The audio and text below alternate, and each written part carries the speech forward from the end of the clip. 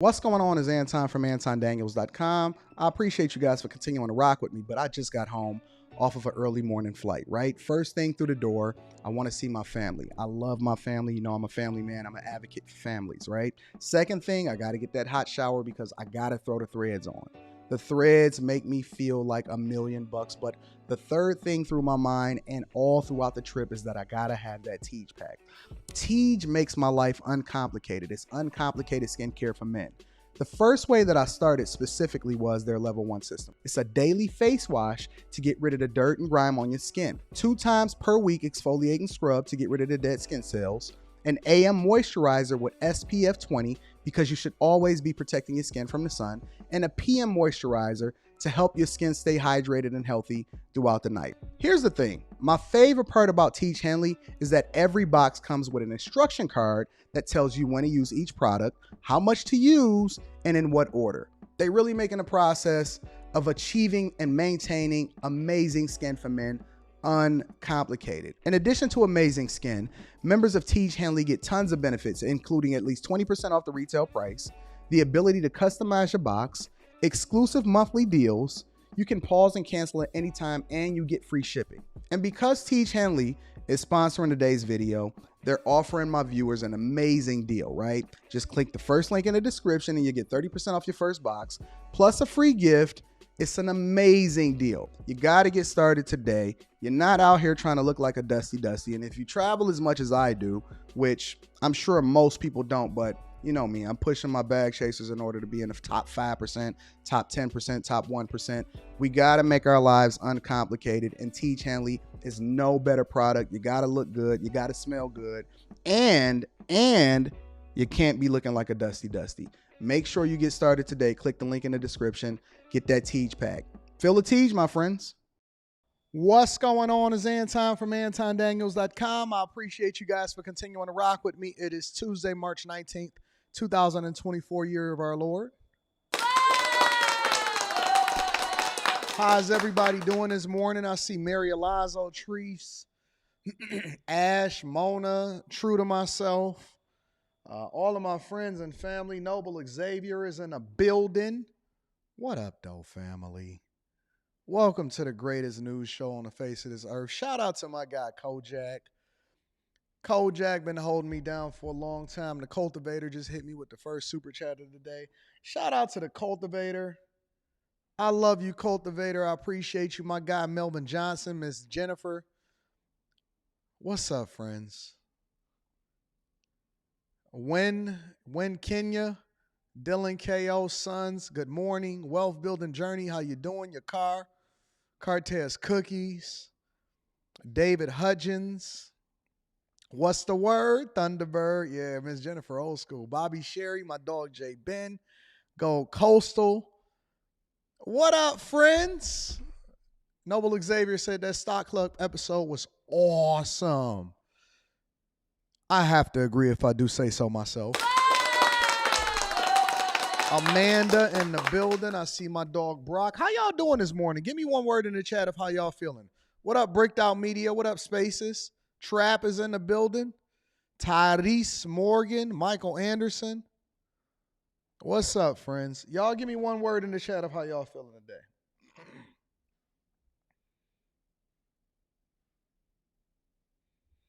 Shout out to Christopher Mayberry on Cash App. I appreciate you. Christopher Mayberry says, can we get 2K and Freezy on Monday, please? I'm going to work on that. I think that will be a phenomenal, absolute. Are y'all telling Q y'all feedback? Because y'all listen, Q is the one that put together all of these panels on Monday night. I thought Monday night was absolutely awesome. Exercising, busy, good morning, blessed, phenomenal, determined, loved, ready, focused, blessed, challenged. Let's see. Loved, grinding, blessed, grateful. The Messiah's daughter says, say my name, please. Okay, there you go. Liddy, respect, checking in, thankful, ready, amazing, blessed. Grateful, motivated, chasing the bag. I like that. Good morning, says Brittany B. What up, Brittany? Phil said respect to the chat. Motivated said melodic soul. Vicky, what up? Elated. Great job, Q. Humble. Solid. Happy Tuesday. Said you awesome. All right. Okay. You like that, Messiah's daughter? There you go. Sleepy but own it. Blessed. How y'all be sleepy? Amazing, said King. What up? Meeting today and tomorrow, said Florida boy. How do y'all be sleepy? What up, Chris J? Focus. God is good. Blessed and recovering from heart surgery. Shout out to Ronnie Robinson. We love you being here with us. Al. What up, Al? Allie? Good morning, Vanessa. Awakened. Shout out to y'all. I had a good time on the panel yesterday. Excited to see you bringing Pittsburgh, my city of Pittsburgh, to the front of the congregation, said Amanda. We're going to talk about it. Optimistic, sale pending, said Bodega Chew. What's good, AD? Everything is good. Everything is good. Let me tell you. What up, beautiful disaster? Yeah. Good morning, baby girl. Feeling Antonish. So you feeling incredible. Okay. All right. Thankful. Adjusting. How am I feeling? I'm feeling great. I'm feeling great. You know, I was thinking this morning on my way into the studio, because yesterday I spent time out, at my other place. And my daughter had just got back in town yesterday, so that was awesome. So she gave me her gold medal. I put it around my neck. And then I started working on her drawers because I actually had put her new bed together. And so I finished her drawer. I finished one drawer last night, and then I finished the second drawer when I got up early this morning because I had to do the Q show. But I was thinking to myself, and I said, shout out to Chris James. I'm going to read that super chat shortly. I appreciate you. You always hold me down. I was thinking to myself on my ride into the office this morning,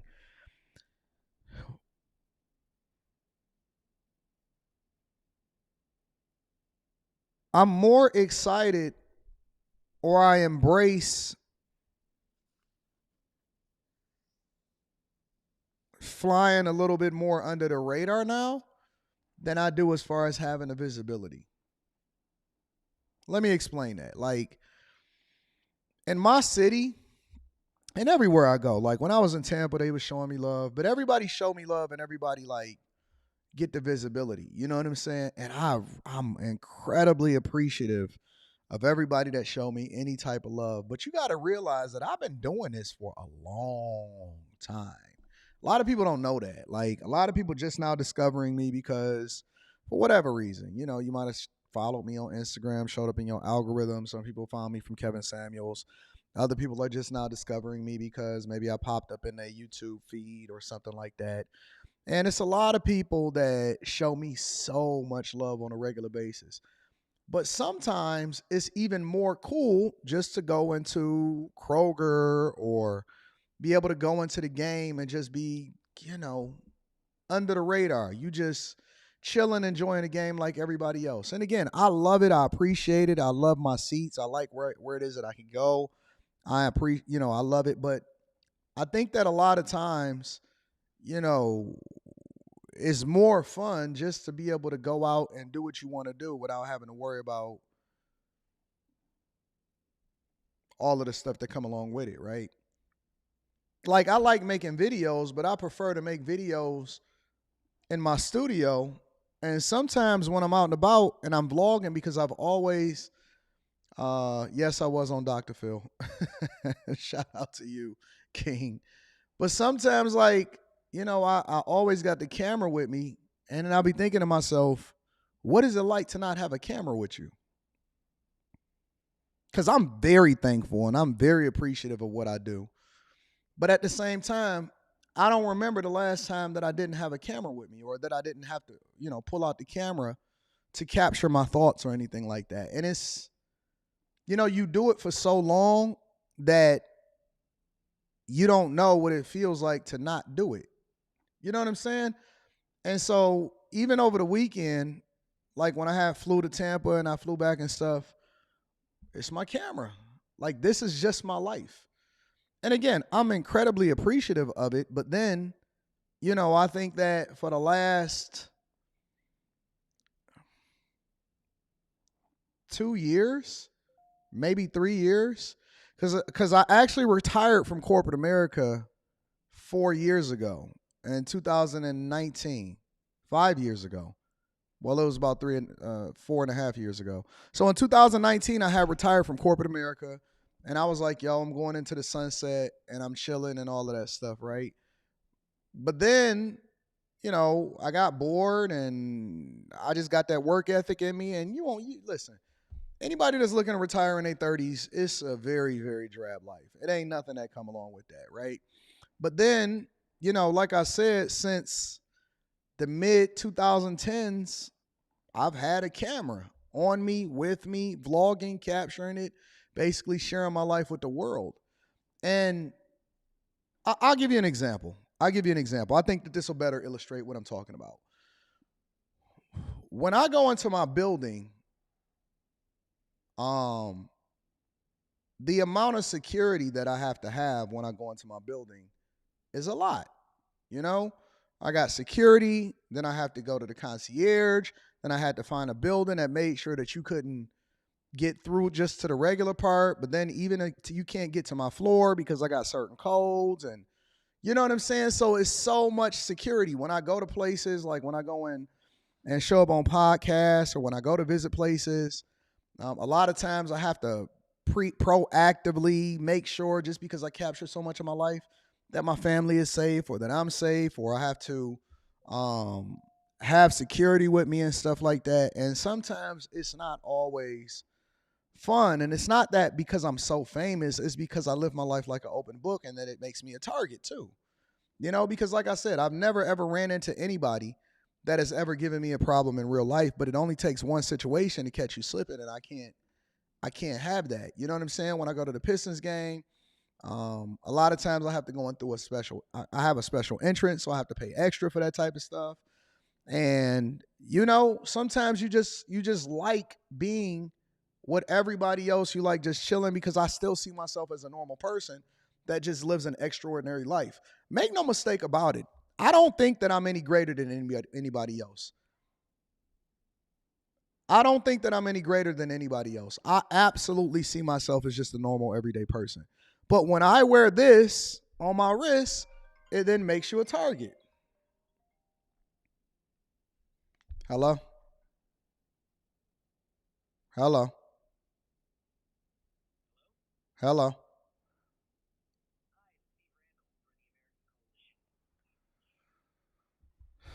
No donating today, buddy. But it does. It makes you a target. You know what I'm saying? And you've, like, throughout my life, I've had to make sure that my daughter go to certain schools, or it's just precautions that you got to take to protect your family, because that's just what comes along with the game. Like, I'll give you another example, right? You know how regular people, you can go out and you can say, and you having a conversation, and let's just say that, y'all networking, or y'all at the bar, or y'all at an event, or you at Top Golf or something like that. And people say, well, what do you do for a living? I can't say where I work.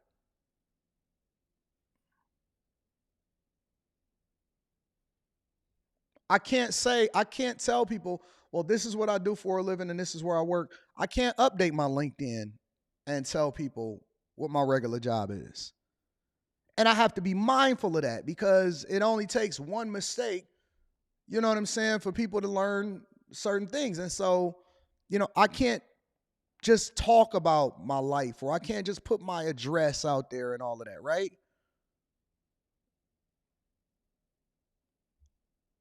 I can't do that. No, Blake Field, send me that in my email address. And so it's stuff that everybody else just normally take for granted that I always have to be mindful of. And that's what I'm saying. It's not just about necessarily the visibility or anything like that, right? It's also just about regular everyday things that you can't do. When I come out the house, you know how regular people, and I don't do it anyway, you know how some people just be like, oh man, I'm going to run to the store. I can't just run to the store. I got to make sure that I'm fresh and all of that, because it don't take but one person to pull out a camera and catch you slipping.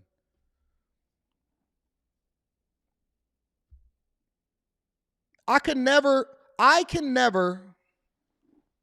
without any kind of repercussions, I could never just go and get a regular everyday job where everybody else is just cool. Like I can't just go and work at the grocery store because I run the Millionaire Morning Show.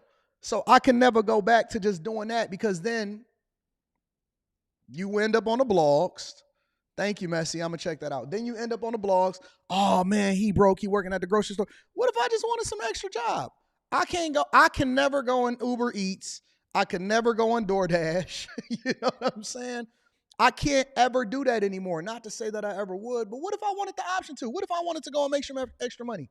What if I wanted to go and get a black car and pick people up from the airport and take them back and forth to what they want to do? Next thing you know, you got somebody with a camera in your face like, yeah, Anton Daniels is out here broke. He over here door dashing. You know what I'm saying? Like, I can't do that anymore because then, you know what I'm saying? And so that's kind of the thing that I'm talking about is that you largely remove a large portion of your life when you decide that you want to live a certain life and you go to that other side. It's no coming back. It's no coming back. And you can, but then, you know, you really can't. You know, I can't just go out there and throw on some regular stuff and be normal. So, you know, I can't put my stuff on LinkedIn. I can't tell people whatever. You know, it's the other side of it, you know. So, you know, I do plot my escape. Like I plot my exit strategy. Everything I do, I have an exit strategy. Like even with this, like I have a target for what I would do if I ever decided not to do it again, what my life would look like. Like I've already mapped that out, already planned that out. I'm already in a financial space to where I know what the rest of my life would look like. Messi said, I don't believe in job shaming. Make it. Well, that's you though, but that ain't the general public. That's not the general public. Everybody is, you know, the money is great, but the fame a lot of times, even though it comes with it, or that's just something that you have to do as a part of it, it's not always the best thing in the world. So just take that into consideration when you think about the things that you want to get yourself into, or when y'all decide that y'all want to go viral. You can't put the genie back in the bottle. You always gonna be remembered for that thing. It's videos that I see that happened like 10 years ago from people that went viral, and people rehash it like, man, remember this? This was a great time. Look how stupid this person is. And they can never have that, you know? They can never. If I want to go and work at Taco Bell, I can't just go work at Taco Bell because then people are going to be, oh man, you work at Taco Bell. You know what I'm saying? What if I want to work at Taco Bell? What if I want to go work for an airline in order to get free airline tickets? So, you know, it's the yin and the yang. It's the yin and the yang. You know? If I want to have a side chick, I can't have a side chick like a lot of y'all be having side chicks. You know what I'm saying? Because it ain't the same. I can't just be flying through the airport with some random chick.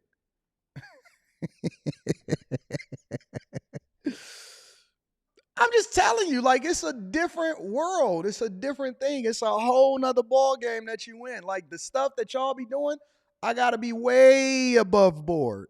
I can't do stuff that regular people do because I have to be above board. I got to be on top of things. You know? You can't just randomly talk to people and think that they got the best intentions. You got to just automatically look at women when they talking to you as, man, is she trying to set me up? You looking at it like, I don't know who that is. I don't know who that is. I don't know who that is.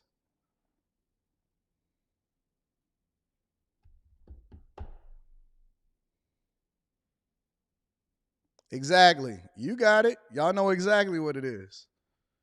What you gonna do? Trust somebody? You gonna trust her? Y'all trusting her?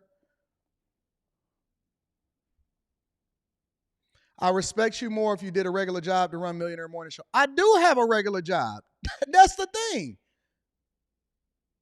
I do have a regular job. That's the whole point. But I can't even tell you what my regular job is because then people are like, oh my God, you do have to be perfect. You have to be perfect. And the more perfect you are, the more people look for the imperfections of you. And that's the difference.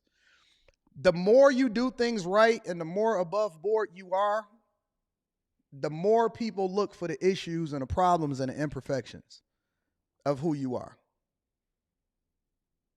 I've largely, in my entire life, have had zero problems, zero issues, zero nothing. I have had zero issues. It is what it is, though.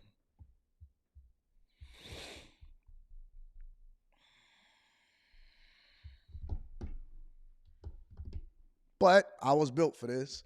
I was trained for it. And I will never, ever complain about it because I am very blessed as a result of it.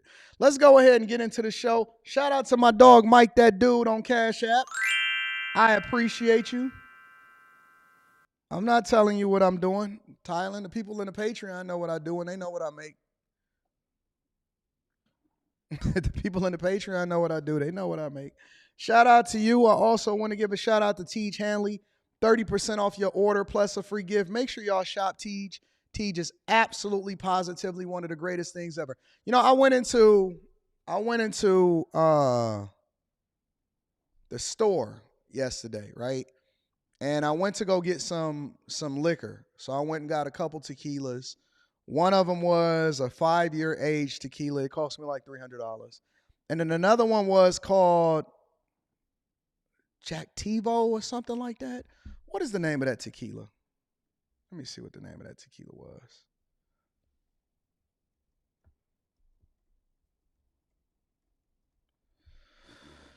Addictivo. So I was talking to the guy and he's like, Anton, you got to try this tequila. It's called Addictivo. Adictivo, right? And I wound up getting like the 14-year aged one, right? And so I bought it. And this is the thing that kind of inspired this little, yeah, you got it, Connie Harris.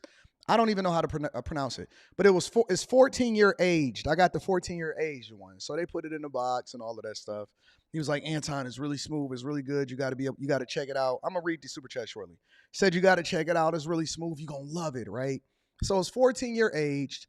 And so my total between the two, so I got one that's 5-year and then I got the one 14-year-old one. The one that was 5 years is a completely different brand. I forgot what the name of that brand is. But I got them both, right?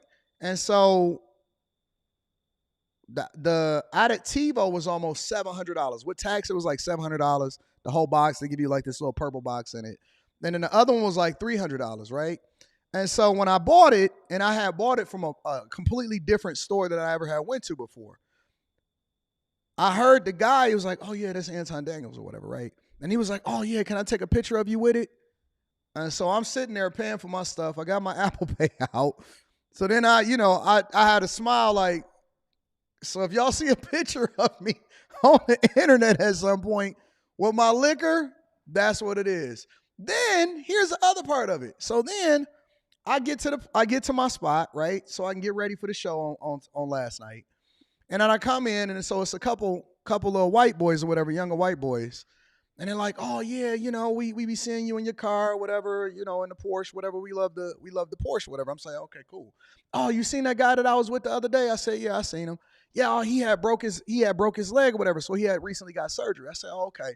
Can you get on Snapchat and tell him that this is honest to God. This is exactly what happened yesterday with the picture of the liquor and me walking into my hallway in order to go to my spot. Oh man, can you jump on Snapchat and tell him to get better soon? So I'm sitting there with my liquor and my bags. I'm like, all right, yeah, I do Snapchat because I always say yes, right? So I jump on there and I'm like, yeah, bro, you got to get better and no more kicking in the air and all of this other type of stuff, right? And so I'm sitting there waiting about to go into my building, and I'm in the code doing a Snapchat for a dude, looking like a weirdo outside. for two white boys that want to do a Snapchat for his friend that broke his leg. But that's what I'm talking about. Like, you know what I'm saying? Like, I love it and I do it. And you never ever want to be an a-hole and all of that, because then it only take one. Oh man, Anton thought he was too good to do my Snapchat or nothing. No, I ain't too good to do a Snapchat. I got my liquor in my hand and I'm trying to go see my daughter so I can put her bed together. You know what I'm saying? Before I get this show started, which I wasn't able to finish, so I had to get up early to do it today. And that's what I'm saying. You know what I'm saying? So I'm up there. If y'all see any of this stuff on the internet, then you know what it is. You know what's going on. If you see me with some liquor or you see me on somebody's picture with a Snapchat, that's what it is. All right. So yeah, man. Yeah. That's kind of what inspired it this morning of why I was thinking what I was thinking. This junk happen all the time though. Cultivator says, what up though, Anton? Japan is buying U.S. steel. I did a whole show on it. Which owns Zug Island. Zug Island is here in Metro Detroit. I own an industrial property adjacent to Zug Island. Great for my property value, but the U.S.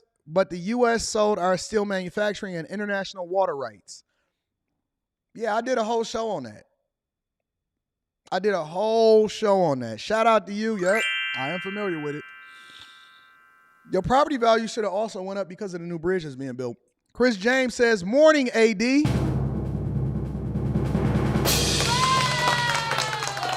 Morning, AD. Preparing a team to do business in Detroit. So excited. I'm so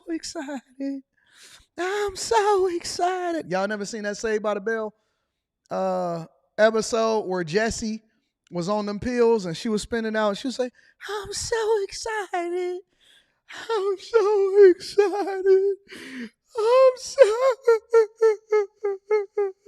Because she was dancing. And she needed to pick me up because she was going to school and doing work and stuff at the same time. I'm so excited. Shout out to my dog, Chris James. Yeah. AP1804 says, hey, Anton, do you think it's too late for a 35-year-old to get into cybersecurity or software development? Absolutely not. It don't even take that much time to do it, honestly. Absolutely not. I think you should jump in immediately. But you don't quit your job or quit whatever it is that you're doing in order to get into it. You do it in addition to. You know what I'm saying? So I got a video that's coming out in the Patreon that I'm doing custom for the Patreon members that actually breaks down my strategy for the 3-tier system that I implemented in my life, and I still implemented it today. So I'm going to get into that. Shout out to AP. Purple Haze is in the building. Shout out to Purple Haze. Says, what up, AD? Getting goals accomplished this week. Set an appointment for my passport. I like that. And working on my social media presence. Thanks to you, fam. Much love. Stay giving us the game. Shout out to Purple Haze in the building. Marcus L. Boston, author, says, I just discovered you in 2023, saw your video, and clicked on it, and I'm very glad that I did. I'm gleaning from your life. Shout out to you, fam. Absolutely. Amen on one says, one rule, protect your bottom line, which is self. That's a fact. You're the best. You're the greatest asset that you got. You are the greatest asset that you got. Shout out to Highly Offensive, also in there. I'm going to be on April 3rd. I'm going to be flying to what's the name of the show? Harley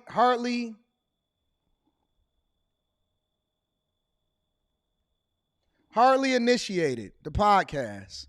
So April 3rd, I'm going to be doing a Harley Initiated podcast. I'll remind y'all a little bit closer to the date.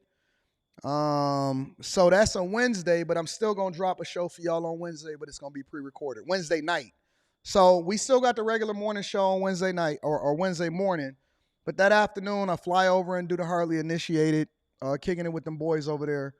We're going to get it popping. We're going to turn up. We're going to get the people what they need. We're going to make sure that the people understand exactly what we do over here on the Anton Daniels platforms. But that Wednesday night, I'm still going to have a pre-recorded that I drop for y'all, all right? So just keeping y'all in the loop with what's going on. One more super chat, and then we're going to get started with the show. Shout out to P. Shank. P. Shank says, good morning, Mr. A. Daniels. Enjoyed the Q show thoroughly last night. I appreciate you for tuning in. Make sure y'all go and restream that after the show. All right, y'all. Y'all ready to? Yeah, it's going to be live, Toy. It's going to be live. We're going to do it live. All right, y'all. Y'all ready to get started with the show? Again, if y'all not a part of the Bag Chasers, if you're not a part of the Patreon, link is in the description as well as pinned to the top of the chat. It is the best group ever. Best group ever. We're going to get to Pittsburgh very shortly after we do the quick hits. Let me also acknowledge my dog, Cartez Cookies. Cartez Cookies says, Anton, what I learned watching you is that you are not different from us. And if you can be successful, then so can we. We just need to be committed. That's a fact, though. That's a fact, Cartez. You're absolutely right. I'm going to be reading super chats throughout the show. Thank you to everybody that support the platform. Y'all ready to go ahead and get started? Let's get it popping. Quick hits, ladies and gentlemen, is a segment of the show that we don't think necessarily deserve entire segments dedicated to it, but we want to keep you guys informed of what's happening throughout the United States of America. Let's go ahead and get it popping. First and foremost, spring break in Florida. Even though Miami Beach is saying that, yo, we're going to go ahead and hold it down and prevent y'all from being out here tearing up, still chaos, still trouble, still shootings. Lester, good evening. Now, here in Miami Beach, ramped up security measures and even a midnight curfew this past weekend have kept things very safe. But Lester, other parts of Florida right now are reeling from chaos. Violence tonight once again upending spring break celebrations in Florida, this time in Jacksonville Beach. We are currently working 3 separate, unrelated shootings. All of that in a roughly 40-minute span, sending bystanders scrambling and the city into lockdown. 80 people running down the street. Watch a dude drop to his knees. Now, we're learning new details about what might have prompted gunfire that led to 3 people injured and 1 killed. Jacksonville Beach police releasing videos of hundreds of juveniles brawling on the beach. When the crowd was dispersed, that's when the shootings happened. And it's not the only incident raising alarm. Hey, we got a fight over there. A fight in New Smyrna Beach near Orlando led Volusia County deputies to draw their weapons when they say a 16-year-old pulled out a firearm. Officers chasing down the teen and eventually arresting him. Incidents like these hitting hard for families and vacationers. It's like the last thing you want to worry about is coming somewhere to have fun and then getting hurt. But farther south, Miami Beach is using a series of measures to crack down on violence. Do you feel safe this year? Of course, yes. Ocean Drive now, a stark contrast to previous years. The city manager also implementing a midnight curfew this weekend. For 72 hours out of an entire year, we made a decision, and last night, being out on the streets, I think it was the right decision. Miami Beach now a safe spot in a state still struggling with spring break mayhem. Sam Brock, NBC News, Miami Beach.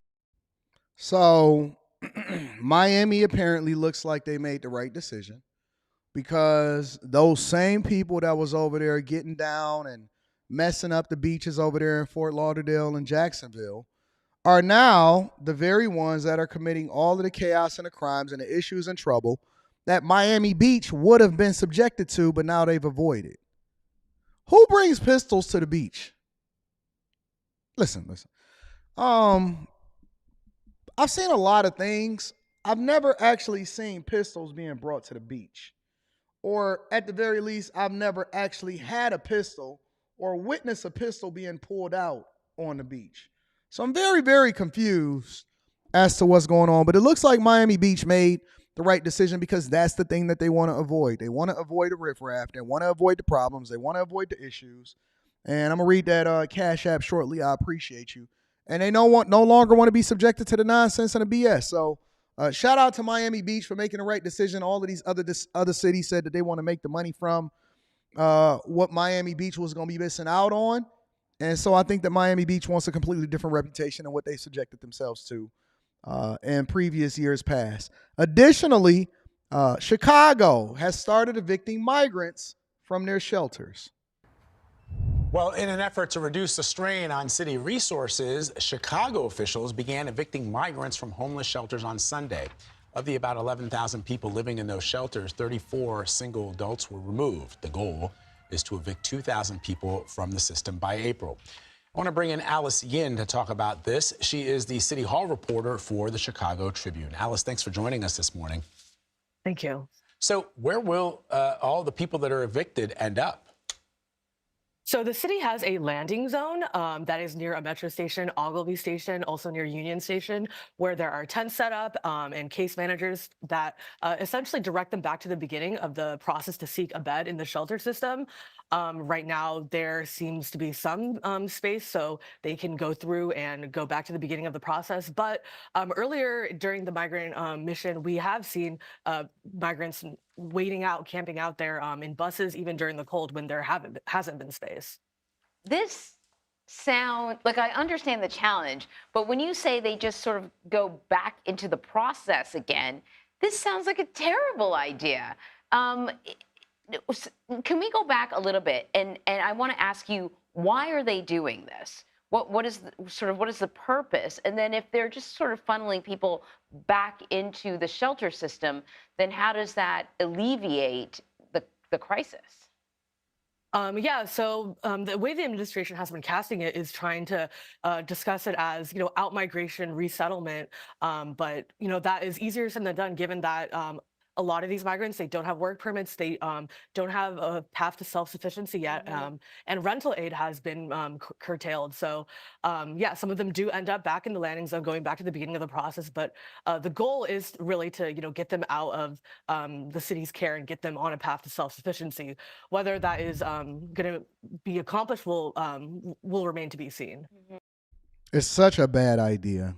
It was always a bad idea for this to happen, but when I first seen Brandon Johnson lead this effort, him and Eric Adams lead this effort as far as the migrant crisis, and was talking about how they were going to be sanctuary cities and they were going to be putting up cities' resources to support what was happening as far as the migrant crisis and things like that.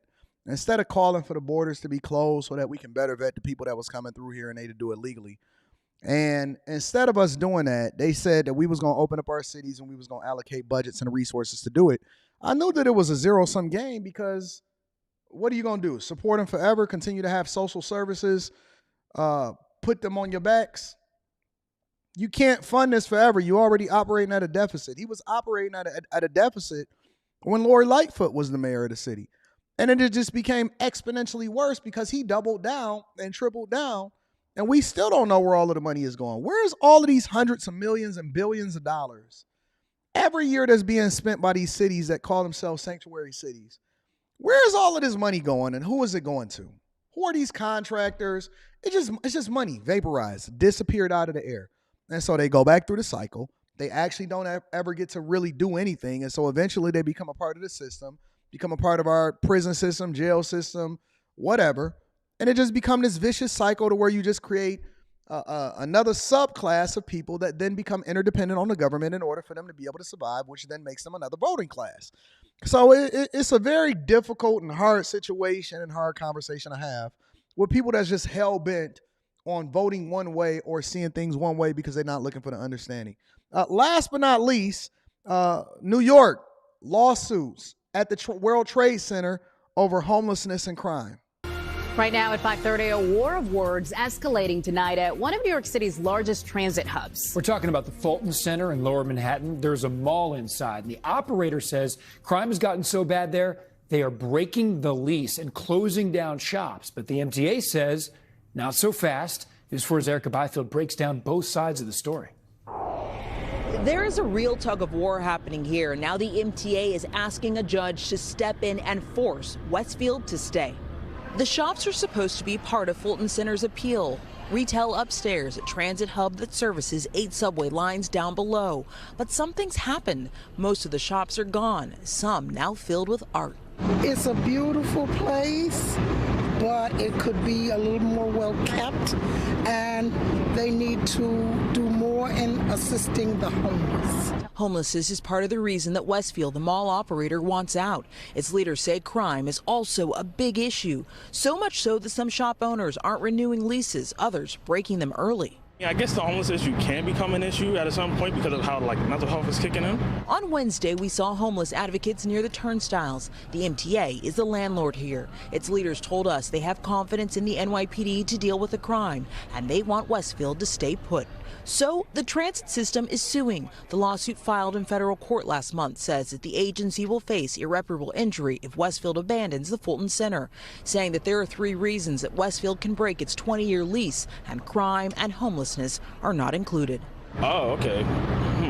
Transit leaders accuse Westfield of advancing its own self-serving business interests, saying that hurts the MTA, retail operators, and the public. The lawsuit includes a letter from a Westfield executive which says the current situation is financially unsustainable and Westfield is no longer in a position to be able to operate its premises at Fulton Center.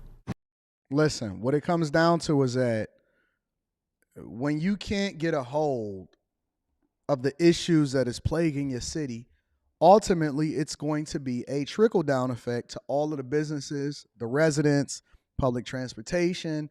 Everybody is going to suffer.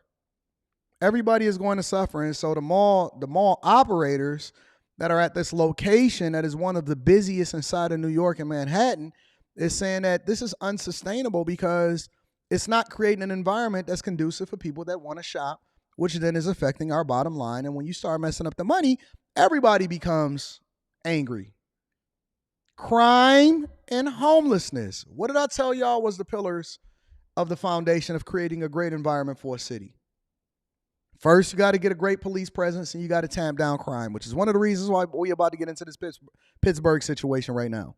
You got to get a great police presence and people got to feel safe. If you don't get a hold of crime and people don't feel safe, then you might as well throw the whole city away. I don't care how big it is. I don't care how much money you make.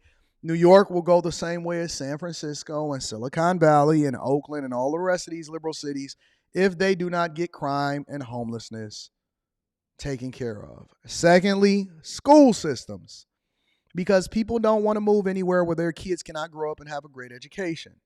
Third, great public transportation, which New York is facing an issue. Thank you, Frankie. I'm going to read that super chat shortly.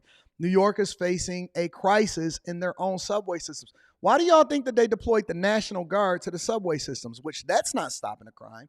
People are still committing crime on New York subways.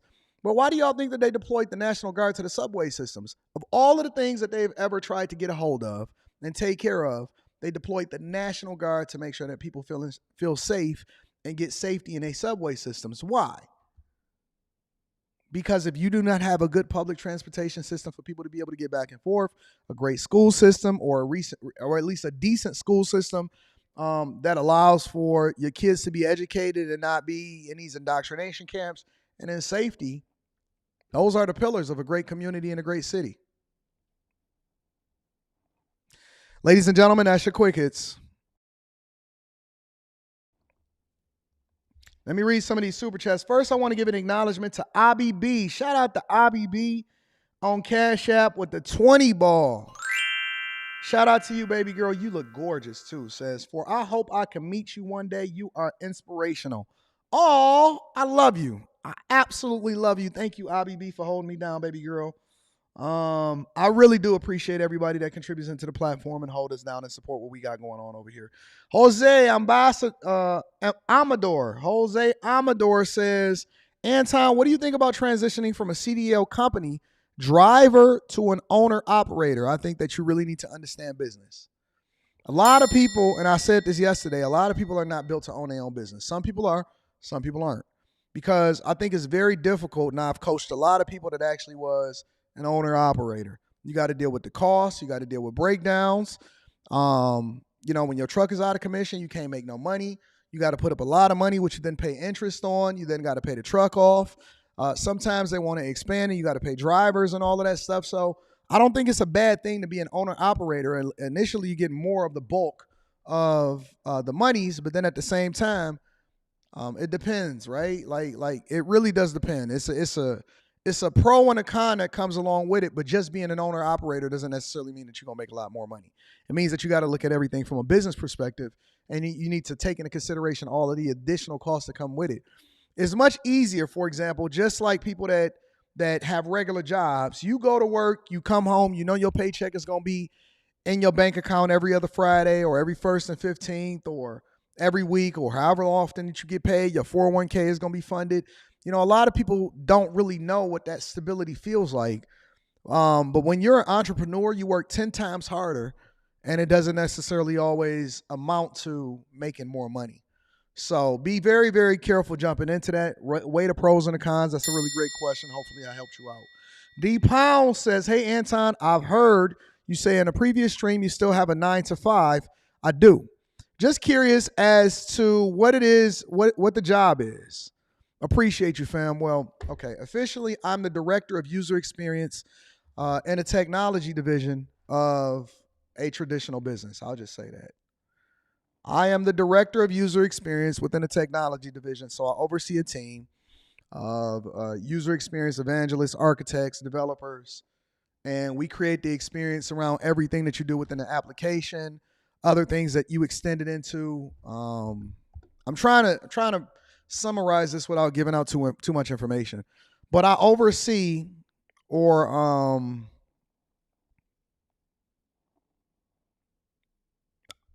I head up the user experience department that then works with the developers and the product owners and SMEs, the subject matter experts, and the project managers to make sure that we create the best applications and we create the best user experience for the users of this particular company. Let's just say that. So that is my 9 to 5. I do get equity. I get stock options and equity into the company as far as my pay package. I have great benefits. I get a really decent salary, and I get good bonuses. So it's really good. It's an extra income. It's my 8th stream of income, and I do really well because it doesn't affect what I do here on the Millionaire Morning Show. So I love it. I absolutely love it. A lot of people laugh at me for actually having a regular job, but I'd rather you laugh at me with money than laugh at me than herald me without money. I'd rather you laugh at me with money than give me accolades and praise for being broke.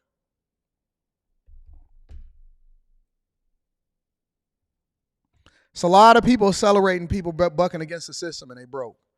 I'd rather you laugh at me with money than herald me for being broke. You know what I'm saying? Shout out to Frankie Siv, says, love your commitment to holding community accountable. Thank you. I appreciate you. Thank you so much. Yeah, man. It's great. It's great. It's great. Jacques Quell says, greetings and blessings, Anton family and the Bag Chasers. Shout out to you, Jacques Quell. Elaine Burris says, what amazes me is looking at these elected officials' net worth before they were elected, seeing their salary and seeing their net worth has grown by millions in the midst of all of this corruption. Ain't that crazy? Ain't that crazy? It's insane. And they all get rich. All legislators eventually get rich. So, I don't know. Pookie's friend Ray Ray says, I heard someone is strategically leaving bottles of liquor on the corners of NYC to encourage homeless debauchery, and it ain't me, though. Uncle Luke 1980s is in the building. Shout out to Uncle Luke 1980 says, what up, Anton? What's your take on a Brooklyn subway shooting where the guy got stabbed by a Puerto Rican chick and shot by his own gun by the guy he was fighting? I just think that we basically about to be in the purge. We about to be in a purge, and I'm going to actually talk about it with this upcoming Pittsburgh article because I love Pittsburgh. I've always loved Pittsburgh. I think that Pittsburgh is one of the most beautiful cities inside of the United States of America. The whole city looked like it's carved out of a mountain. I don't think I don't know.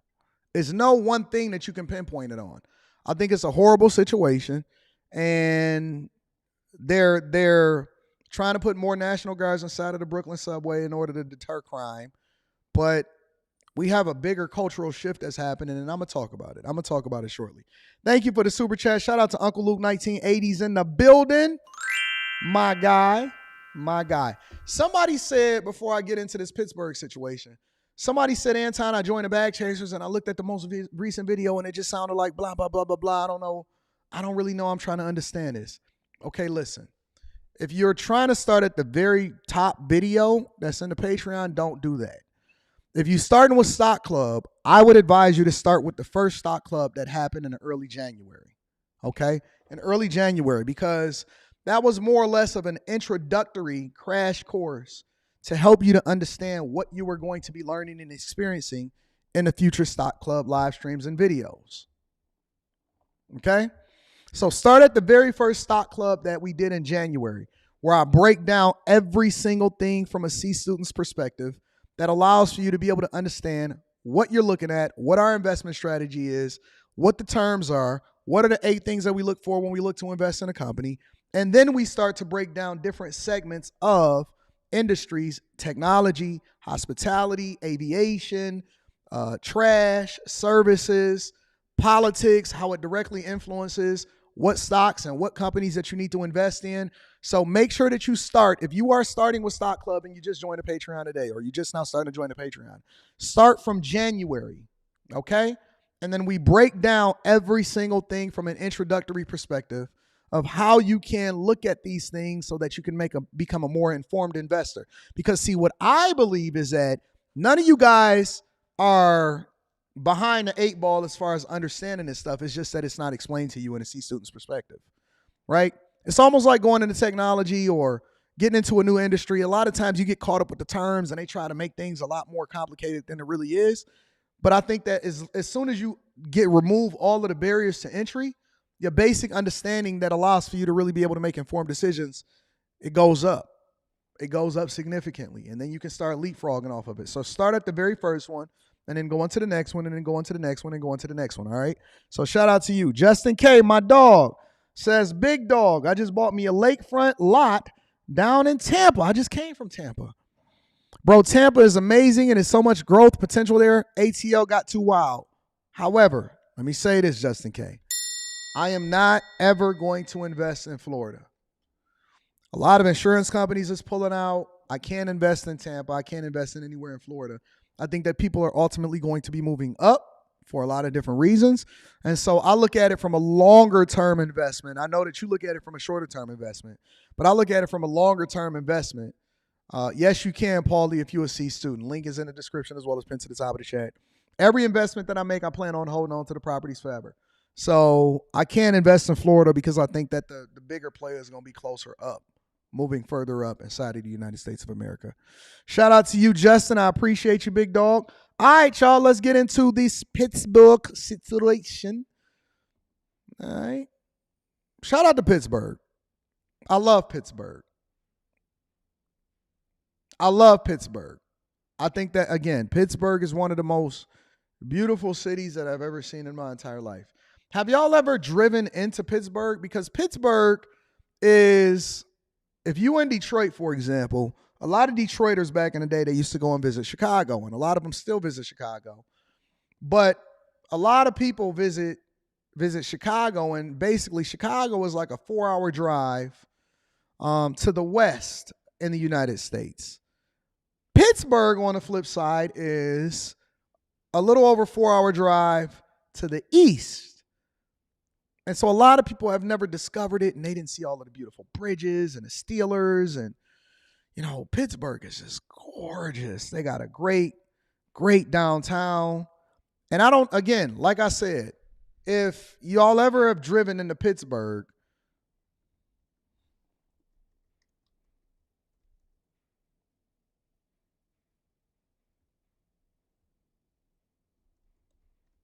it's one of the most scenic things that you've ever seen driving into the city. It's so weird. It is very, very weird to see how it's carved out and what the city looks like before you even get downtown. It's crazy. I can't even find any videos. But everything goes up into the mountains and into the hills and stuff like that. And the houses built into the mountains, it look like. They got all of these beautiful bridges and everything. Like Pittsburgh is picturesque. I absolutely fell in love with the city when I went there, and it's gorgeous. It's absolutely gorgeous. I'm looking for some pictures to where I can see it, but I can't really I can't really see anything that could describe it and how I remember it. Neither here nor there. So, but I've heard that Pittsburgh is making some changes, starting with the police department. Starting with the police department. All right, let's get into it. I'm going to read that super chat shortly, D Pounds. And then we're going to get into the show. This is what's happening with the police department over in Pittsburgh. Now to a live look into downtown Pittsburgh, where changes are coming today to the Pittsburgh Bureau of Police. From new hours to new ways of reporting incidents, Megan Shin joins us live outside Pittsburgh Police Headquarters with everything you need to know. Good morning. Good morning, David and Lindsay. And I just got to say, who wouldn't like a 4-day work week? Now, the Pittsburgh Bureau of Police hopes that will help with officer recruitment as well as retention. And those officers starting today will work 10-hour shifts instead of the standard 8-hour shift each day. So we do know they will also get 1 extra hour of wellness time that they can use each week however they like. And there are some more changes to note here. Officers will only respond to 50,000 calls per year, and dispatchers will assign the other 150,000 reports per year that don't require an in-person response by officers to an online reporting unit and telephone reporting unit. What this means for you is you'll still have officers respond if there's a possible suspect there, someone needs medical help, domestic fights, and calls with evidence. And 740 officers are currently operating in the department, and 41 more are training right now. So Pittsburgh Police Chief Larry Scarrato says 27 officers will cover the night watch now. Data said that from 3 a.m. to 7 a.m. that we had 8% of our call volume, yet we had 33% of our personnel working during those periods of time. So it didn't make sense for us to continue that level of allocation. I'm confident in the decisions that we make that it impacts this bureau and the city in a much better way than we have in the past. The department is adding a new violent crime division focusing on reducing violent crime and gun violence. A new watch commander is also being added to the overnight shift as well. And the units will be placed strategically to suit the needs of the city of Pittsburgh. And blue phones will also go up outside of all 6 zones with a direct line to 911 between 3 a.m. and 7 a.m. So to recap, starting today, officers will work 4 days a week, 10-hour shifts, and get 3 consecutive days off each week. That's an additional 52 days off each year. And the new telephone reporting unit will also be in place during the overnight hours, which will be an additional help due to the reduced staffing that they're seeing during the overnight hours. So let's break this down. Let's look at it. And let's put our business hats on, because I see Paulie is saying more terrible decisions. Let's put our business hats on first. Before we look at it from a safety perspective, let's look at it from a business perspective, all right? 4 10-hour shifts instead of 5 8-hour shifts. Okay, well, I thought that y'all actually said that y'all wanted 4-day work weeks yesterday. Y'all didn't say that y'all wanted 4-day work weeks? Because it's the same amount of hours as being worked. It just means that they're reallocating what shifts they're working on so that they can better serve the community. I thought y'all said, so y'all wanted 4-day work weeks, but just not with the police department. Not with the fire department, the police department. They giving y'all what y'all want. Didn't y'all want to defund the police? Didn't y'all want the resources to be reallocated so that you can make sure that the people is taken care of? Y'all don't want them to have health days only when it don't serve you? Okay, all right. Extra days off. That mean working 4 10s will allow for, and this don't mean that they won't necessarily work overtime, right? But working 4 10s will actually give them more time and health days and the time to be able to spend with their family and go fishing and take care of their family and stuff like that, right? They got a new telephone reporting unit so you can get the blue light system. Have y'all ever seen a blue light system? They have them on campuses a lot of time, right? So when the nighttime falls and it's not as many people out and about and all of that stuff, that means that instead of you just walking into a police precinct, because very few people actually walk into the police precinct unless you're getting arrested, very few people go into the police precinct at night. The precincts, I believe, are going to be closed and then you can get a blue light system, which then allows for them to have to not staff it as vigorously as they previously did, but then they could put more units out on the street where needed, okay? And then that's where it comes with the reduced overnight staffing. All right, so before we get into this, let's let the new police chief actually speak to exactly what they're doing within the system. So when there's a event that doesn't require, it's not in progress, we're going to take and reroute that call to our telephone reporting unit, which will be operational from 7 a.m. to 3 a.m.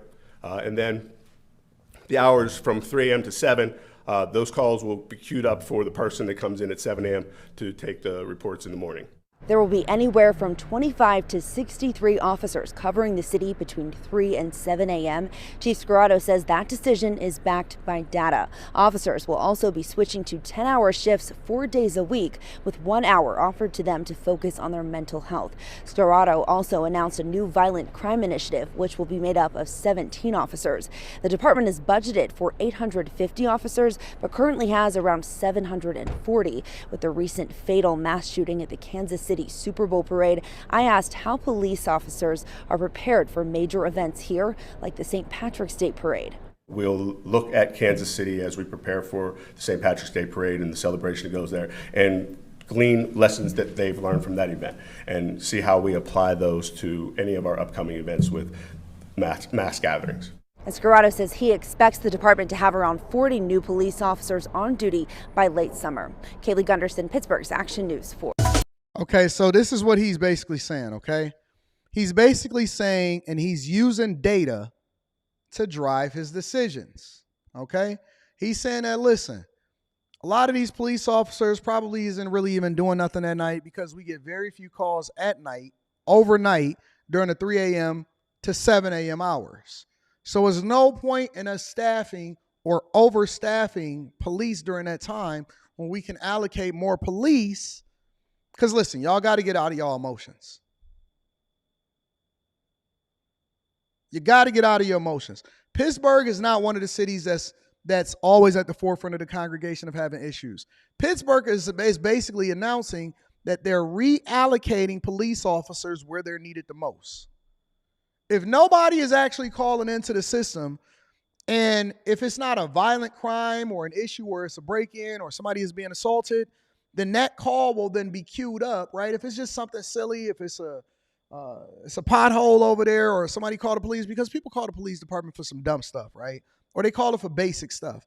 Okay, well, we're not going to allocate resources to that. We're going to queue that call up for the next shift, but now we're going to allocate police officers according to where they're needed. We don't need an entire dedication of police officers on a shift where there's almost nothing happening, and the data backs that up. They said that they only receive 8% of their phone calls overnight at that particular time, where they have to send a unit out to somebody's house, right? And so Jeremy H. says, well, why are they announcing it? That's a really good question. Because y'all wanted more transparency within the police department. Listen, y'all asked for this. You asked for this. Do you want police officers just chilling, sleeping in their car, having a good time, eating lunch? Or do you want them to have some kind of mental health and some time with their family so that they can come back and do their jobs better? And then at the same time, we allocating our resources according to where the data is saying that it needs to do. Now, this does not mean that they can't go back to or add more police officers depending on if they see a spike in crime or anything like that. But what it does mean is that they're using the information and the data to better allocate their officers, especially considering that it's very hard to even keep officers within police departments because nobody wants to deal with being a police officer in today's time because they know that the public is going to kill them regardless. And when I say kill them, I'm not talking about how Trump said bloodbath, how y'all tried to take that out of context. I'm talking about kill them as far as go off on them, always villainize them, make them the bad guy regardless of who they are and what they're serving. They want to better allocate their resources to serve the communities in a more efficient way. I don't really see what the problem is, honestly. They're saying that we don't need all of these police officers on this particular shift. Pittsburgh is not a ridiculously dangerous place where they're having problems with crime overnight. And so we're going to allocate our resources towards the things and towards people when it really matters. Instead of being understaffed at this particular time, we're going to put overstaffing at this time when we need it, and then we're going to better allocate resources and keep our police force and keep them happy, and hopefully we can have retention within the police force, and then we can better serve our communities. Because what he also said is we're also still creating a separate task force to deal with dangerous crime head on. So those officers are only going to be tackling the most extreme issues, and they're going to be tracking down the fugitives and everybody that's wanted and everything like that and getting them off the streets. And then they're going to use the data to drive all the rest of their decisions. I think it is smart. I don't see what the big deal is. Starting Monday, the department will not respond to calls that are not in progress unless officers will be on the night watch. They will not respond to calls that are not in progress. Meaning that if you told them that your boyfriend stole $100 out of your house and he ran out, okay, we'll get to you in the morning. He ain't even there no more. You know what I'm saying? Call your therapist. That's what they said. Call your therapist. Good evening, and thank you for making us a part of your Saturday. I'm Alexandra Todd, filling in for Erica. Tonight, we're talking to people about the new changes Pittsburgh police are implementing. KDKA's Mamie Ba reports. Mixed reaction from residents here. Some welcome. This is the residents are going to give their thoughts on this. And believe they will be good for the city. Others believe more patrols should be out at night. The whole city of Pittsburgh is at risk. Rich Chupka, the owner of this business on the south side, isn't too happy about the new changes being implemented by Pittsburgh police in just a few days. It's terrible that they are decreasing the police force. 27 officers will patrol the city overnight, not accounting for any call-offs. Also, the department will not respond to any calls that are not in progress. They will go to an enhanced telephone reporting unit or online reporting. I think that a lot of the calls that come in can be handled through the telephones as they're proposing it. But I just have concerns that there just aren't enough police officers. According to Pittsburgh City leadership, the modifications are based on data. Pittsburgh Police Chief Larry Scarrato said in a news conference Friday he understands all won't welcome the changes, but it's for the betterment of everyone. I'm confident in the decisions that we make that it impacts this bureau and the city in a much better way than we have in the past. Others we spoke with welcome the restructuring and are most pleased about Pittsburgh Police Cares, a new initiative that plans to build police and community relations. Yeah, I like that, get involved. I'm glad that they're, doing something. Oh, shout out to the eyelashes and the bull ring and the nose, the 2 rings and 1 in the mouth and 1 in the bottom lip and the black lips from smoking weed. Can we get a round of applause for the people that, listen, of all of the people that they could have got on the news to say whether or not they care or not, shout out to, and the baby hairs and the fake hair. Oh my God. Let me get a round of applause. Talk about a starter kit. Let me tell you something. Talk about the starter kit. The modern woman, I don't need a man starter kit is in full effect right here. Minimal teeth, smoked out lips, 1, 2, 3, 4 earrings, 2 in the nose, 1 in the bottom lip, 1 in the top lip, baby hairs in full effect, eyelashes that you can fly away from if you just beat them too fast, fake hair, haven't been in the gym for a while, we can see that, and out on these streets on the prowl, boy. Oh man, she got every single red flag from what we, shout out to Denasia Ware. I was not expecting this. I did not see this coming, but shout out to Denasia Ware. Pittsburgh, this is not a good look. This is not what I seen. Let me just be honest. Let me be transparent. This is not what I seen when I went to Pittsburgh.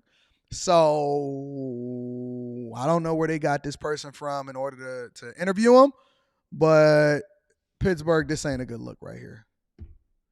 Baby girl. And then she got the black lips. Let me tell y'all, ladies, I know that y'all think that y'all could do what y'all want to do. And I know y'all gonna smoke, and it's very hard to get a chick that smoke to not smoke no more.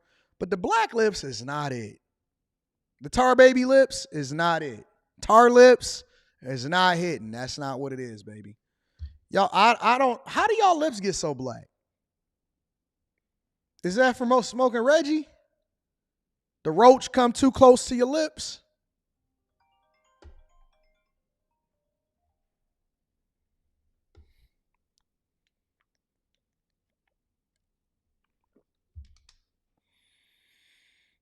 She's your queen to be. Listen, Pittsburgh, I don't see anything wrong with the changes. I think that the data combined with human insight is helping them to make better decisions. And I don't see no problem. I think that because they never said that they wasn't going to respond to the worst crime or the worst issues. They just said that it's certain issues, and based off of the call volume, they can better allocate their resources to things that really help and matter in the community. So I don't really see the issue with Pittsburgh, all right? So I reviewed it myself. I got to be transparent. I got to be honest. I don't see anything that they're doing. I think that this could possibly be, I don't know. Y'all think that I'm biased? Relentless says, but Anton loves Pittsburgh. Maybe I'm biased. I don't know. Maybe I'm biased. I'm open for y'all holding me accountable. Chat, am I biased when it comes to Pittsburgh? Tell me. Y'all think I'm biased? I don't see anything wrong with the fact that they're reallocating resources. The only problem is that they're announcing it to y'all. But y'all wanted transparency. I'm from Pittsburgh, and I think this is dangerous. I didn't vote for this, and we do have a lot of crime. It's not reported. Most of the crime is after hours. Okay, Marcella. All right, I hear you. Okay. It seems like it's a great idea. I think that almost every single major city has crime, but I'm not really sure that I agree that Pittsburgh got all of the thoughts. Nope, not biased. They gave the people what they asked for. It's your opinion. What's wrong with that? After seeing Dinesha, you might be.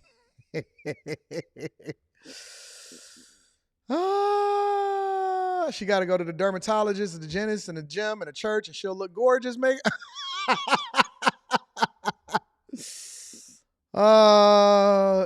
Glow. That's not what they said. They said that they still will respond to violent crime, but crime that's not in progress or violent or happening at that particular time is going to be routed to other things.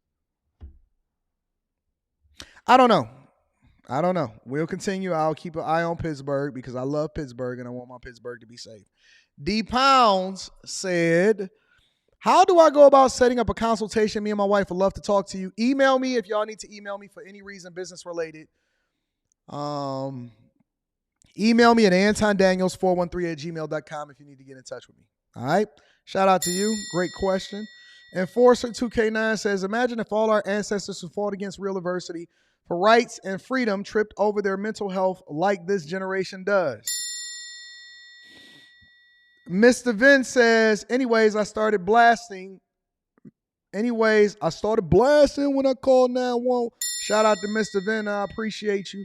Yaneth Howard says, new bag chaser excited for Stock Club updates. Shout out to my new chasers.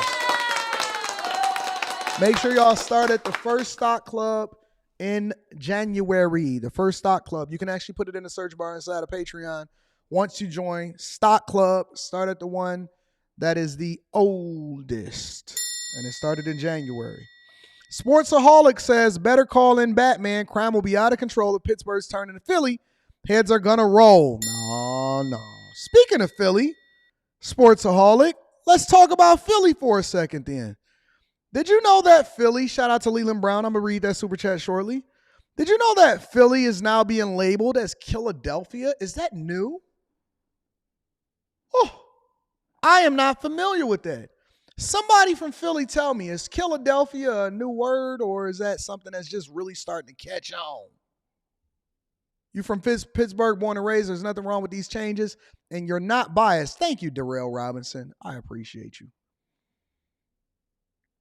Have they been calling Philadelphia Killadelphia or is that a new thing? Because the news, they said no Philly slander. This ain't slander. We just gonna talk about Philly. We're gonna go Pittsburgh, Philly, New York, Killadelphia is not new. That's old West Philly native. That dude that's super old. Ooh, that's not good. Been around for a long time. Okay, I've never visited Philly. Of all of the different cities that I visited in my lifetime, I personally have never been to Philly. So I appreciate the chat because y'all got to understand that here over at the Millionaire Morning Show, chat lives matters. Chat lives matters. And so I lean into my people in the chat so that they can help me to understand exactly what I need to understand and what I shouldn't understand, because I know that all of my audience and everybody that's watching this show is all over the United States of America. They all over the world. They're in Europe, they're in Canada, they're everywhere. Okay, they say it's a city of brotherly love, not with being named Killadelphia. All right, so let me bring y'all to the front of the congregation. Shout out to Philly. So this is what's happening in Philly right now, giving y'all a recent update. There's been a lot of bus stop shootings. What is up with bus stop shootings? What's up with bus stop shootings in Philly?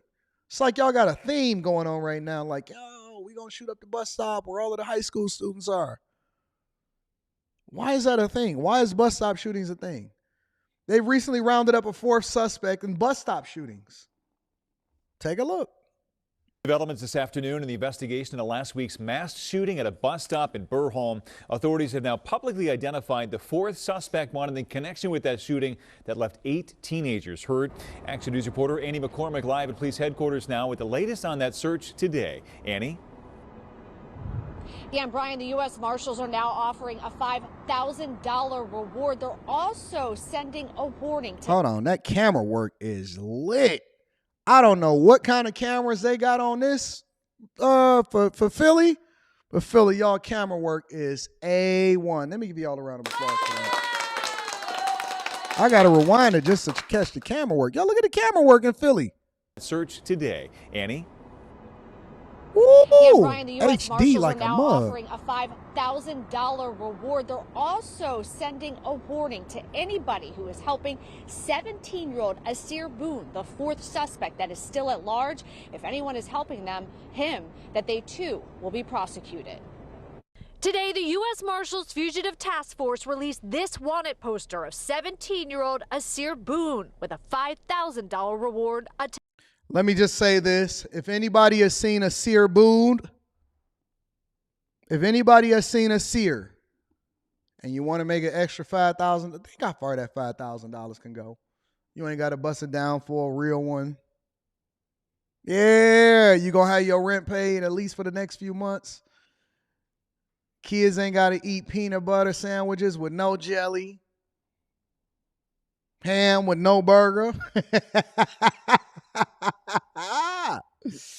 You can get you some new bread. You ain't got to eat the ends. Yeah, listen, if you ain't ever ate the ends of the bread because you know you was hungry. I know some of y'all had syrup sandwiches. I never had a syrup sandwich before, but I heard people saying syrup sandwiches. If y'all seen this young man, wanted, 17-year-old, make sure that you call the Philadelphia police so that you can collect your $5,000. His name is Asir Boone. Asirboone. Asir Boone. If you see this man and your daughter is harboring him, trying to protect him, know that one of two options can happen. Either he's going to be getting your daughter in trouble because you're harboring a fugitive, or you can collect $5,000 and pass go and go and get yourself some new bread. Not eat the ends, but let's get it. Attached. The family is very aware that we are looking for our fourth suspect. They were somewhat cooperative. We are hopeful they do the right thing. Last night, they issued a warning to his family and to the suspect. You have until Wednesday morning to turn yourself in. That deadline came and went. Investigators believe Boone is one of 4 young men connected. Ooh, look at that. Look at that quad City DJs. Y'all ain't never heard of the Quad City DJs? That's back in the day. That's back in the 90s. Quad City DJs. Look at this. They keep getting mad at Anton because I keep telling these young guys, hey, clean up your image. The devil is in your hair. You know what I'm saying? You don't want to look raggedy. You don't want to be out here looking like no crazy man. You're going to get mistaken for Asir Boone. I told a guy a little while ago, probably sometime last year, I said, hey, man, you want to got to clean up your hair, bro. You're going to feel better about yourself. You're going to do things differently. Look at him. Carter, arrested. Tucker, arrested. Bugs, shout out to Bugs, arrested. Boone, wanted. Yeah. I said, cut your hair, young man. Cut your hair, young man. And I want y'all to, if y'all had to guess which one was going to be telling, who's the snitch? Who's the snitch in this? Who told on Asir Boone and that he was the fourth suspect? I vote Carter. I think that if you give Carter a corned beef sandwich and some Coke, extra pickle, mayonnaise, no mayonnaise, mustard, Russian, corned beef sandwich, mustard, Russian, sauerkraut, I think that Carter is the one that's telling. To last Wednesday's shooting that injured 8 Northeast High School students at a SEPTA bus stop along Cottman Avenue in Burlhome.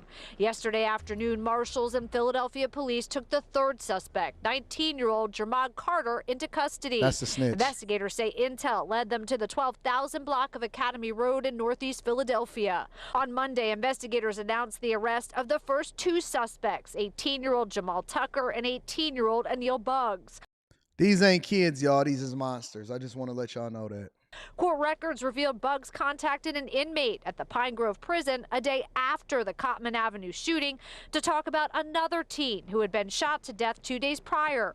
Police have said they're still working to determine whether the mass shooting was possibly connected to the murder of an Imhotep charter high school student, 17-year-old Damon Taylor, at a SEPTA bus stop in the Ogon section. Y'all out here running it up in Philly like that? High schools is gang meetings, gang meetups. Y'all not going to school so that y'all can learn. Y'all going to school so that y'all can get them switches together so y'all can put it on y'all Glocks and be able to go out there and take care of y'all enemies at the bus stop. Ain't nobody even driving. They just doing walk-bys at the bus stop now. Jesus Christ. Anyways, furthermore, this is also what happened in Philadelphia over the last 24 hours. A Philadelphia rapper named Fat G's. Have y'all ever heard of Fat G's? His family said that he had a heart of gold, but he was killed over in Philadelphia. Derek Gant, who went by the rap name Fat G's, was shot several times last night in Brewery Town. CBS Philadelphia reporter Carrie Corrado spoke with his family tonight. The family of the young rapper says they just want to know why. They say he just released a song called No Gun Zone in hopes to help stop the gun violence in the city. Now you have a whole family that's just broken. They took something away from us that was valuable. The family of Derek Gant, also known as rapper Fat G's, says they are a close-knit family. They gave us this picture, and while they are devastated at his loss, they remember the endless times he brought a smile to their faces. He had a heart of gold. The biggest smile, the biggest hug, the biggest kisses, you know. He was a very, very genuine cousin. Just to grow up in the streets of Philadelphia and dare to be different is who he was. He took a chance on his own self when nobody else would. Police say Gant was shot and killed Sunday night on the 1200 block of Taney Street. They say they are still searching for the person responsible. And justice will be served. This is the holiest month of Ramadan. He was Muslim. So we know that he's in paradise, but when it comes down to it, we still are left here in grief. Hey, them glasses are sick, though. Whatever glasses that those are, I want them. I want them. I don't know what kind of glasses these are. Let me take a picture of these. Whatever glasses that these are right here, I want them. These mugs is dope. Get a picture of that. Send this to my guy. Make sure he go ahead and secure those for me. In shock and disbelief. How dare you? How can you go to sleep at night knowing that you did that to somebody senselessly? His cousin read the words from his newly released song, No Gun Zone. Got your mama mourning while they do her son wrong. Hate to see you on the ground with all that blood going. And to read those words and to experience it, it hurt. It's not fair. You know? Those is Armani's. Somebody We find gonna out what those grieve. glasses are. We're going to mourn. And we mourn for all of the other young men in the community as well. not just us. not Somebody just our find them family. glasses for me and The tell me family what they says they are. will lean on each other and their strong values as they move forward. We keep that same love. We keep that same compassion, that same dignity, that same respect for others. We keep that there, but we don't forget. So that's what's happening in Philly. And so recently Fox News did an interview with somebody over in Philadelphia in order to better understand what was going on and to ask him, how do you solve for the issues and the crime that's happening within the communities, the bus stops, right? Even Fat G's recently released a song called No Gun Zone, right? Where he was trying to uplift the community and go back into the community, and the community ultimately killed him. How do you solve for this? And so this is what he had to say.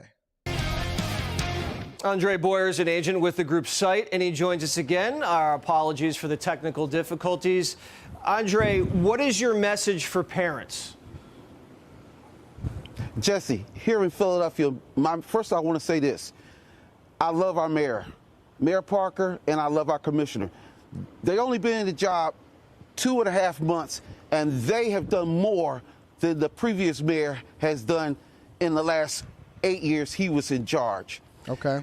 That is awesome, the things that they're doing now.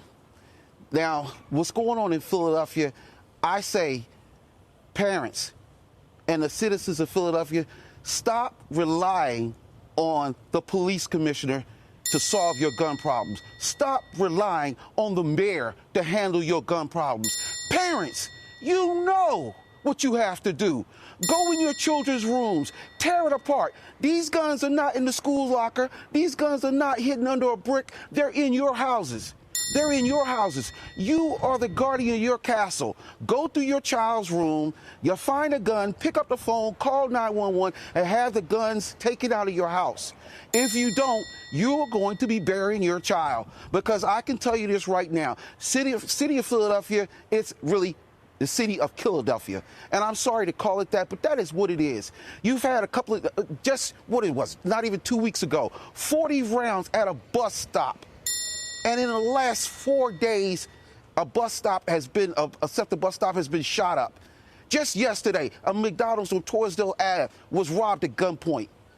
We have to do something. Enough is enough, and you can't rely on city council, the mayor, and the commissioner. They cannot do it alone. Parents, it is your responsibility. That is your child. That is your child. That is your house. It is your responsibility to stand up and check your children and check your rooms, because these guns are in that house. I want the citizens, the young people to say, hey, we got to stop. Enough is enough, but it takes more than just the police department. They can't do it alone. You're it right. takes more than the mayor and her resources. It takes the citizens, the people must do their part too. That's right. It's a Hold on. Can we get a round of applause for that gentleman? I can't lie. I've been saying this for a long time. I said, listen, if the black community really wanted to solve the issues within our own culture, I'm glad that somebody else had the balls to say it. If the black community wanted to solve, or not even just the black community, if any community wanted to solve the issues within our own culture, we already know how. We have the tools, we have the know-how, we have the understanding, and guess what? We know who the killers are, we know who the dealers are, we know who the pimps are, we know who the people that continue to populate the community and continue to have sex with all of the women and impregnating them are. We know where the prostitution are, we know who the hoes are, we know where the dope houses are, we know where the trap houses are. I know a lot of y'all don't like to say dope houses because that's an old school term, but we got the new school terms, the trap houses.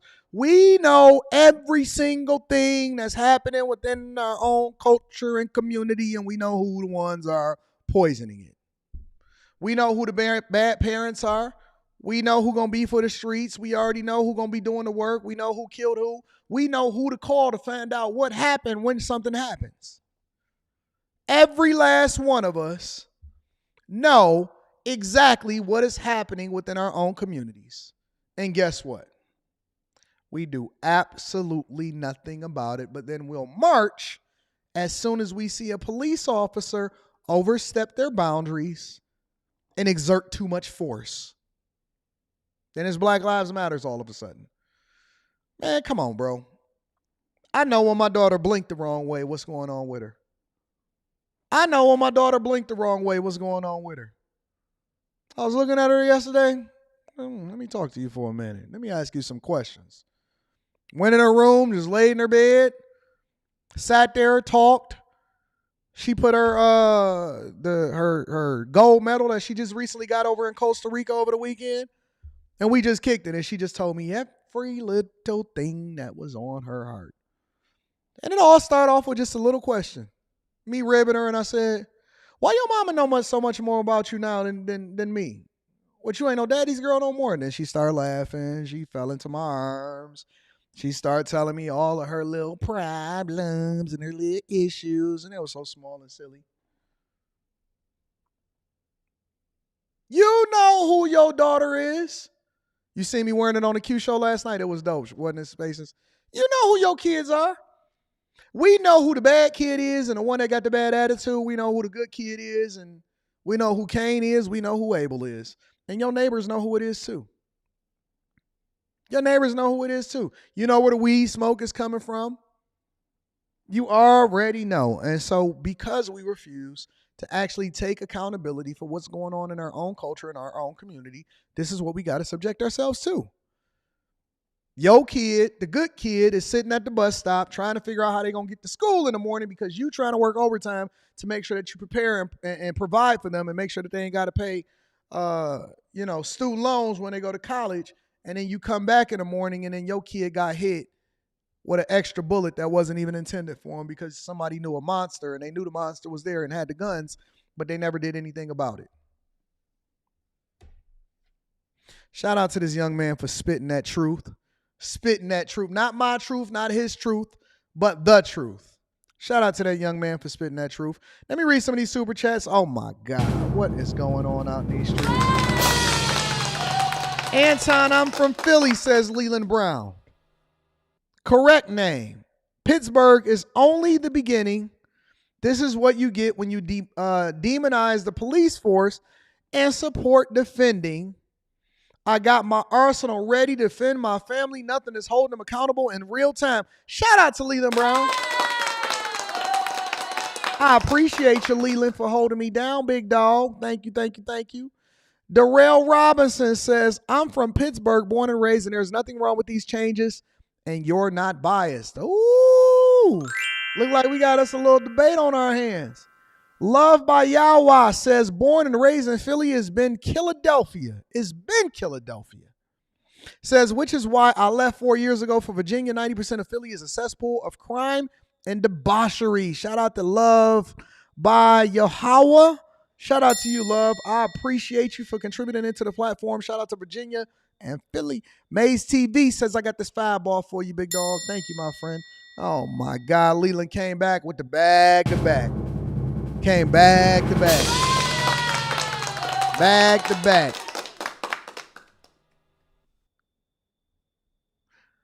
Shout out to you. Same message. I appreciate you, my friend. Thank you, big dog, for always holding me down, Leland Brown. Leland Brown is holding me down. Dougie J. Teach me how to Dougie. Dougie J says, good morning, AD. Please wish my mom a happy birthday today. She watches your show every morning as a bag chaser, and thanks for helping her to get to the bag. Happy birthday to you. Hey, I wish I knew your mother's name. Happy birthday to you, Dougie J's mom. Happy birthday, dear Dougie J's mom. Happy birthday to you. Shout out to Dougie J's mom. Thank you for watching out, and shout out to my chasers. If you are not a part of the chasers, the link is in the description as well as pinned to the top of the chat. We rock with Dougie J's mom. Happy birthday, my love, and thank you for always holding down and tuning into the Millionaire Morning Show. I love you. I appreciate you. Jenny H says, just wanted to say thank you for all that you do in your show. Is very informative and entertaining. Shout out to Jeannie. Maze TV is in the building, says, my GE stock is up 3 times over right now, Anton. The highest is in 3 years. Should I sell? Well, it depends. It depends, right? The fundamentals of the company still have to be solid, right? We don't worry about the highs. We don't worry about the lows. We worry about the fundamentals.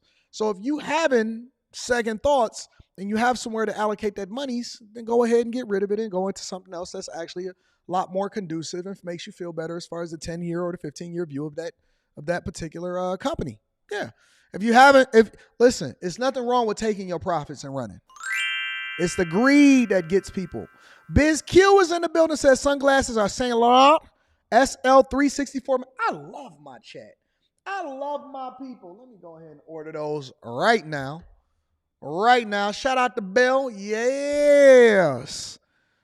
I'm doing all happy birthday songs all year long. Just make sure you tap into the Patreon. Link is in the description as well as pinned to the top of the chat. Zach says, sad part is these mamas want to take these monsters to the good neighbors because everyone is a good kid. That's a fact, though. That's a fact, though. Leland, oh, my God. Yeah, this is another one. Leland is out here showing out. I always wonder why Black Lives Matter never protest over black-on-black murder. Oh, well, we know why, because it's a fraud organization. As for my kids, when they were young, I flipped their rooms every week searching for anything out of context. No guns in my house except for mine. Yeah. Shout out to Leland for supporting the platform. Fa Brown, my Philly native.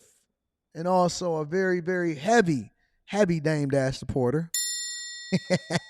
Fat G's lived 2 blocks away from me. They did this right in front of his mom. It got captured on a Ring camera, so hopefully that helps the police. Man, I don't like to see that.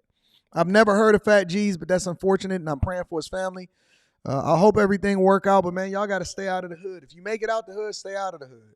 If you make it out the hood, then stay out of the hood. Let's continue over, y'all. Let's continue with the show. We got a lot to cover. New York City.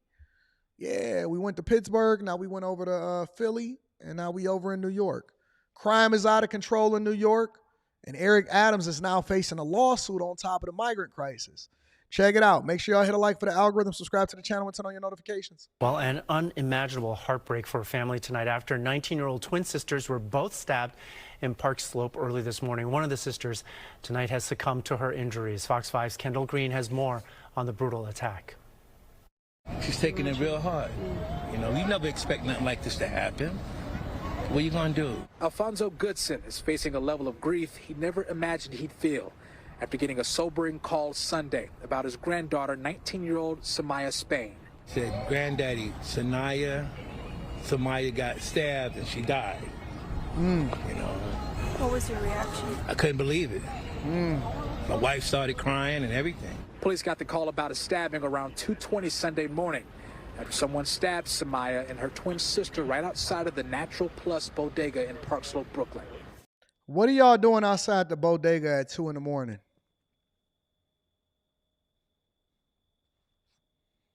Ayo, I didn't. Did y'all send that to me inside of the email? Email that to me. We'll talk about it. What are y'all doing outside of the bodega at 2 in the morning? You know, when we do after hours, we doing after hours tonight. It's going to be popping. A5 Brown, we got another Dame Dash issue that we're going to address tonight. Unfortunately, what are y'all doing at 2 in the morning out in the streets? Not saying that she ever should have been assaulted or stabbed or anything like that. You know, one of the reasons that I started Fight Club initially was to keep y'all inside of the house. And Azriel is saying because she rejected some dude and that's why she wound up getting stabbed. Jesus. Man, y'all better stay inside of the house, man. It ain't safe for y'all out here in these streets. Mohammed Albar, who works at the store, watched the girls grow up. They're very nice girls. I know the family. It's very nice. It's so sad to see them. One of them gone, you know, one of them, she passed away. A witness on scene says some guys were hanging out at the store, hitting on the group of girls who just walked in. One of the guys had complimented the 2 girls that had walked in with their friends, and they said no. The groups started going back and forth arguing before one of the men walked down the block angrily, according to witnesses. Minutes later, one of the men in his 20s, they say, came banging and kicking on the bodega doors, with the girls still inside. Workers locked the door until he walked away again. When they unlocked the doors, that's when the attack happened. A guy. Wait.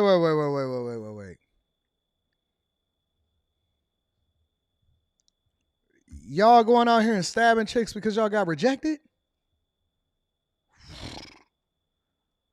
That's crazy. Y'all going out there and y'all rejecting chicks because y'all stabbing up chicks because y'all got rejected. Y'all banging on the door and coming back and going after these chicks. Now listen, you know, I always like to hold people accountable, and I'm an equal accountability smoke giver. But now I'm really starting to believe women, because they have been telling us for the longest that they deathly afraid of even saying no to a guy or saying no thank you, because they're afraid that the dude is going to come back and beat them up or something, or call them a B, or in this case, stab them, and then they wind up dying. Was it really that deep? Is it that deep that a chick tell you no, or they not interested in talking to you at 2 a.m. and you go in and you start, ladies, is this normal? That's why y'all used to get fake numbers back in the day, and some dudes don't take rejection well. That's crazy.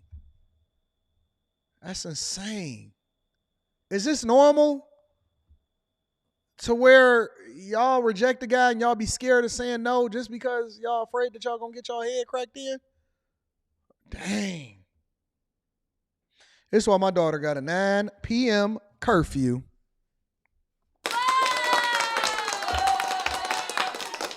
Nope.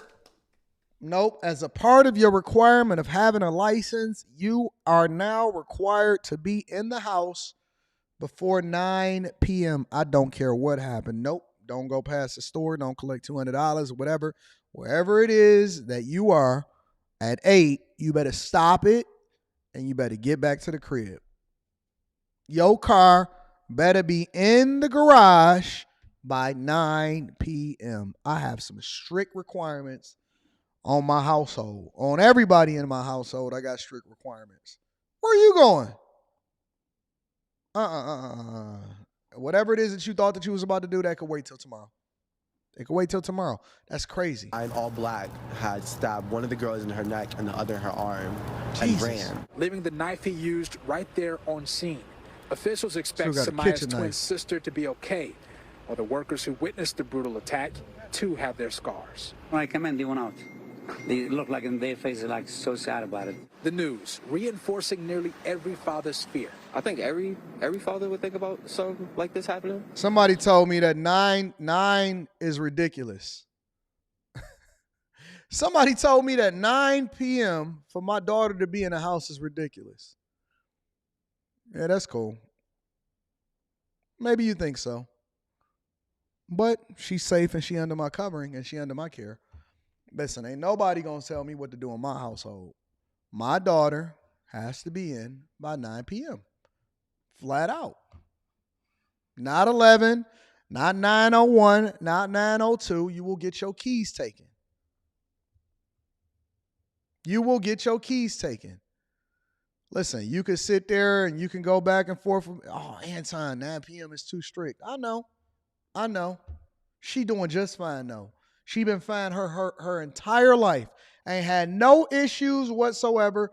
We good on 9 p.m. in my household. As for me and mines, 9 p.m. is good. Don't worry about it.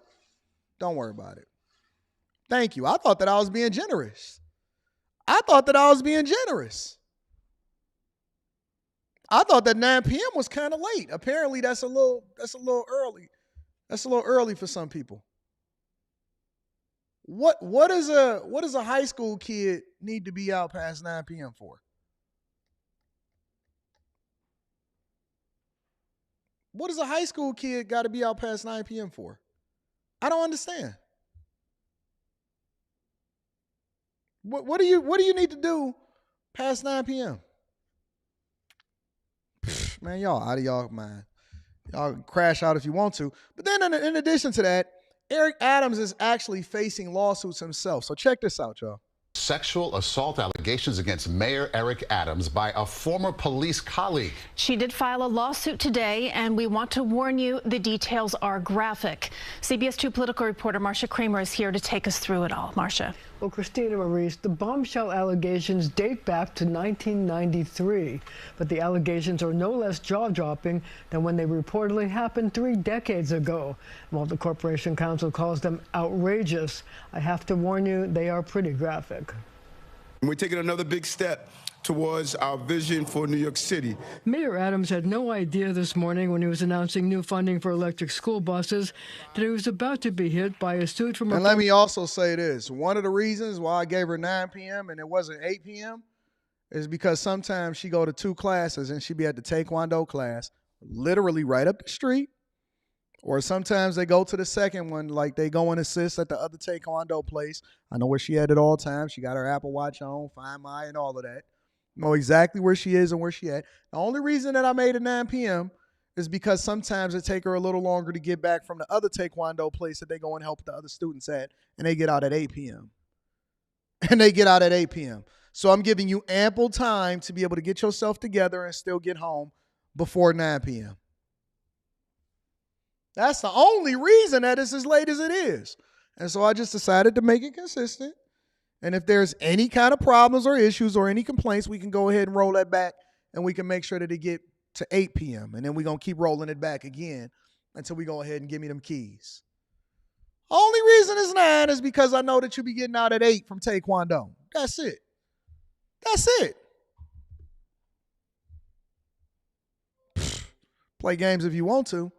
A colleague that could very well throw him under the bus. A woman who worked with Adams when he was a transit cop filed suit charging the mayor with sexual assault, battery, infliction of emotional distress, gender discrimination, retaliation, and sexual harassment.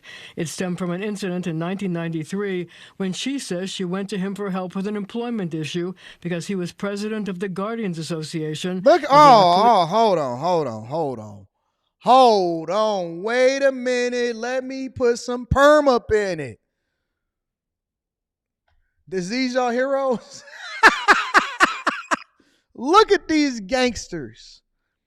Look at these gangsters in this picture. Hold on.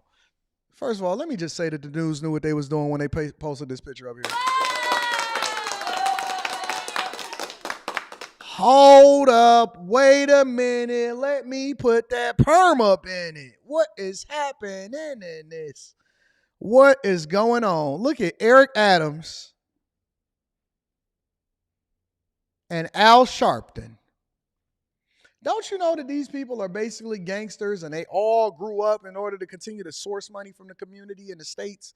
Look, one of them grew up to be a race hustler. Another one grew up to be the mayor of New York City. This is all just a crime syndicate, in my opinion.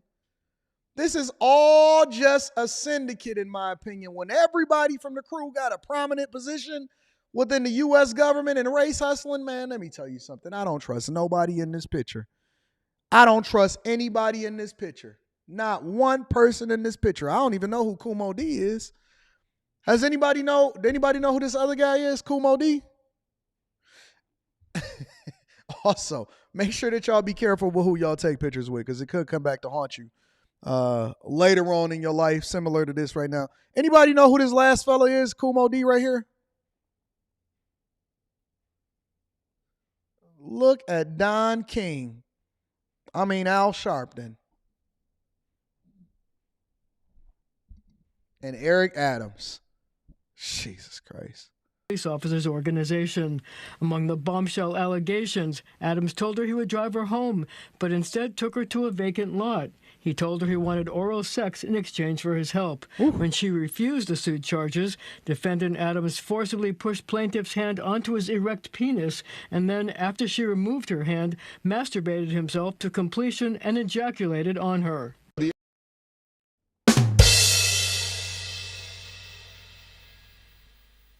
Okay, all right. Let's just hold on. Let's all catch our breath for a minute. The lady is alleging that in 1993, she came to Mayor Eric Adams because she wanted his help. And he said, "Don't worry, sweetheart. I'll drive you home. And then he drove her to a vacant lot. And then they said that he pulled out his cock meat sandwich. And he said, listen, what you going to do with that? And then it proceeded to go left from there. That's what the lawsuit says. That's what the lawsuit says. I'm not saying that it's true, and I'm not saying that I believe it. I'm not saying that it's, listen, as much as I think that Eric Adams absolutely positively is a trash mayor for NYC, especially for becoming a sanctuary city, that has nothing to do with the allegations that's being levied against him from 1993. Anybody can pop up from 1993 and say anything. We don't know if it's true. I'm going to just be honest with you. I don't believe it. I don't believe it. Nope. Nope. Nope. Nope. Nope.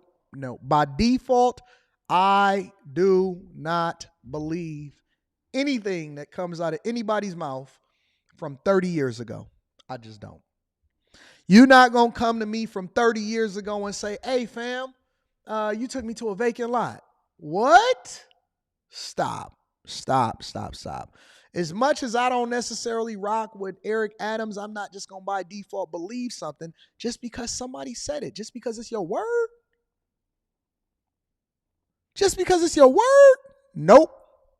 The accusation absolutely did not happen. I don't even recall who this person is. I've never recalled even meeting them. And, you know, I spent my life protecting people. That was the mayor's reaction last November when the woman initially filed a notice of claim under a special New York Adult Survivors Act signed in 2022 by Governor Hochul, which provided a one-year window for people to bring lawsuits over sexual assaults that may have occurred decades ago.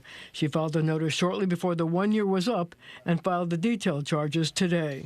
City Corporation Counsel Sylvia Hines-Radix issued a statement saying, quote, while we reviewed the complaint, the mayor fully denies these outrageous allegations and the events described here. We expect full vindication in court. The lawyer for the accuser, who now lives in Florida, declined a request for an interview. She said the woman, quote, knew that filing this lawsuit would cause her significant personal challenges, but she did so nevertheless because she believes sexual abusers must be held to account, no matter who they are. Her fearlessness and quest for justice are as inspiring as they are important. Now, the woman is seeking a jury trial and is said to want millions of dollars in damages. Christine. I can't. I just can't. I just don't. I don't believe it. You popping up 30 years later looking for a payday? You want a jury trial so that you can get a payday? I don't believe it. I just don't. 30 years ago? From the Adult Survivors Act? So you trying to get some money like Cassie did? Man, get out of here with that, bro. New York is a hellhole right now. The laws are a hellhole. The people act like they in a hellhole. I just don't believe none of this stuff. I don't. Let me go ahead and read some of these super chats, and we're going to go ahead and continue with the show because we got some more things that we want to bring to the front of the congregation. Did you ever cover the woman who stabbed her boyfriend 108 times and only was sentenced to community service? Send it to me. I'm not familiar with it. Email me at AntonDaniels413@gmail.com. Shout out to AL. Charles Price says, I'm late. Grocery shopping last night was what it do. Shout out to what it do. Mike Razor is in the building, says, this is why New York needs to let citizens carry firearms. Nope. Some of the strictest gun laws in the country are in New York. Zach says, what you have happening is the rat experiment. Shout out to Zach for supporting the platform. Anon Nona says, only things happen after 10 p.m. are legs in hospitals. Facts. That's why you're going to be in the house before 9. Charles Price says, in the house before the street lights come on. That's the way to do it. Protect your people. Jawan Hart is in the building, says, Carl's Winlow out here looking crazy. Tom Ayer says, ladies in NYC are men and some others masculine too. Shout out to Tom. I appreciate you. The Gray Way in the building. Shout out to the Gray Way.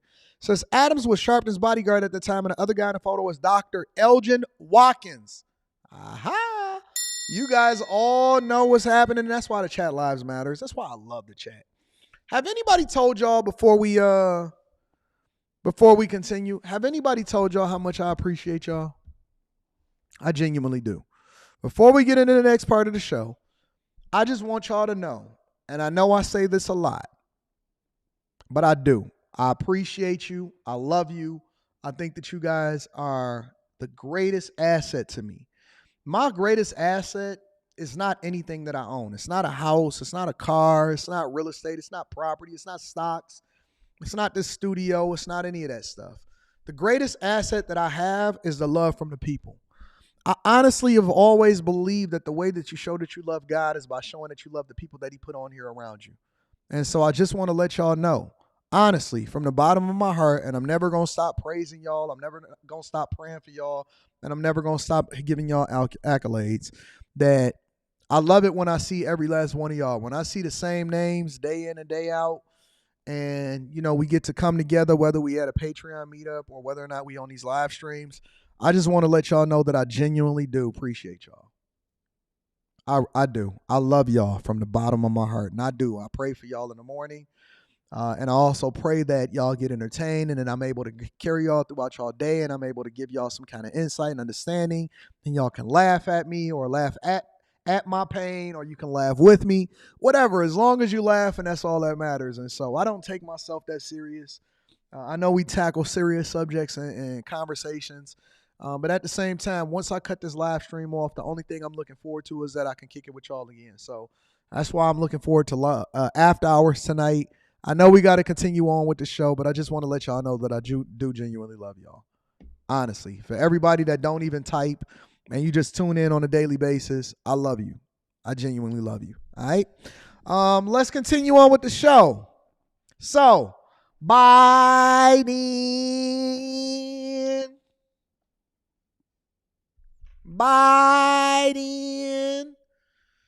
Shout out to Keisha from the DMV meetup. Time really does translate well in person.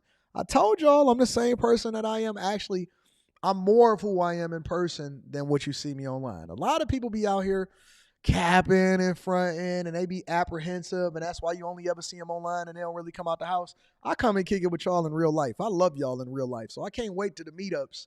Yeah, we got meetups coming this year. I'm going to announce those very, very, very, very, very, very soon.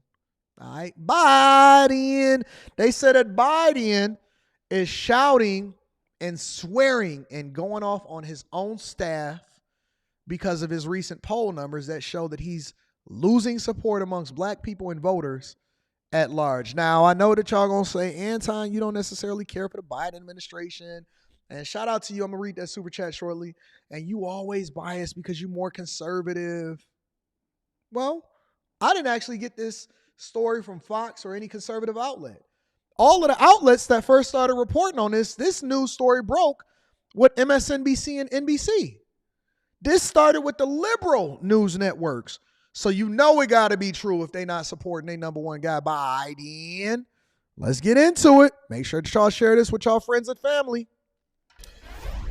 When President Biden kicks off a multi-day campaign swing this week, he's going to be doing Shout out it to with DeMarcus a Reed. pocket full of newly earned campaign cash, but he's reportedly carrying some political baggage as well. NBC News interviewed nearly 20 lawmakers, administration officials, and Biden allies who say, quote, frustrations rippling through the party have reached the top, with Biden at times second-guessing travel decisions and communication strategies that have left much of the electorate clueless about his record. And joining me now, Republican strategist Susan Del Percio, former White House press secretary for President Obama, Robert Gibbs, and Jennifer Palmieri, former communications director to President Obama and campaign advisor to Hillary Clinton. I'm glad that you guys are with us. We've got a great panel. Jen, let me start with you. Our sources, as we just reported, tell my colleagues that President Biden has recently lashed out at some of his staff. Given his successes passing bills and improving the economy, quote, Biden was irritated his message was not sinking in with the broader electorate. So is he right to be second guessing given his low approval ratings in polls right now? I was in Wisconsin recently, and when it comes to infrastructure, the CHIPS Act, and some others, a lot of those who support the president or have in the past really aren't familiar with some of his biggest successes to this point.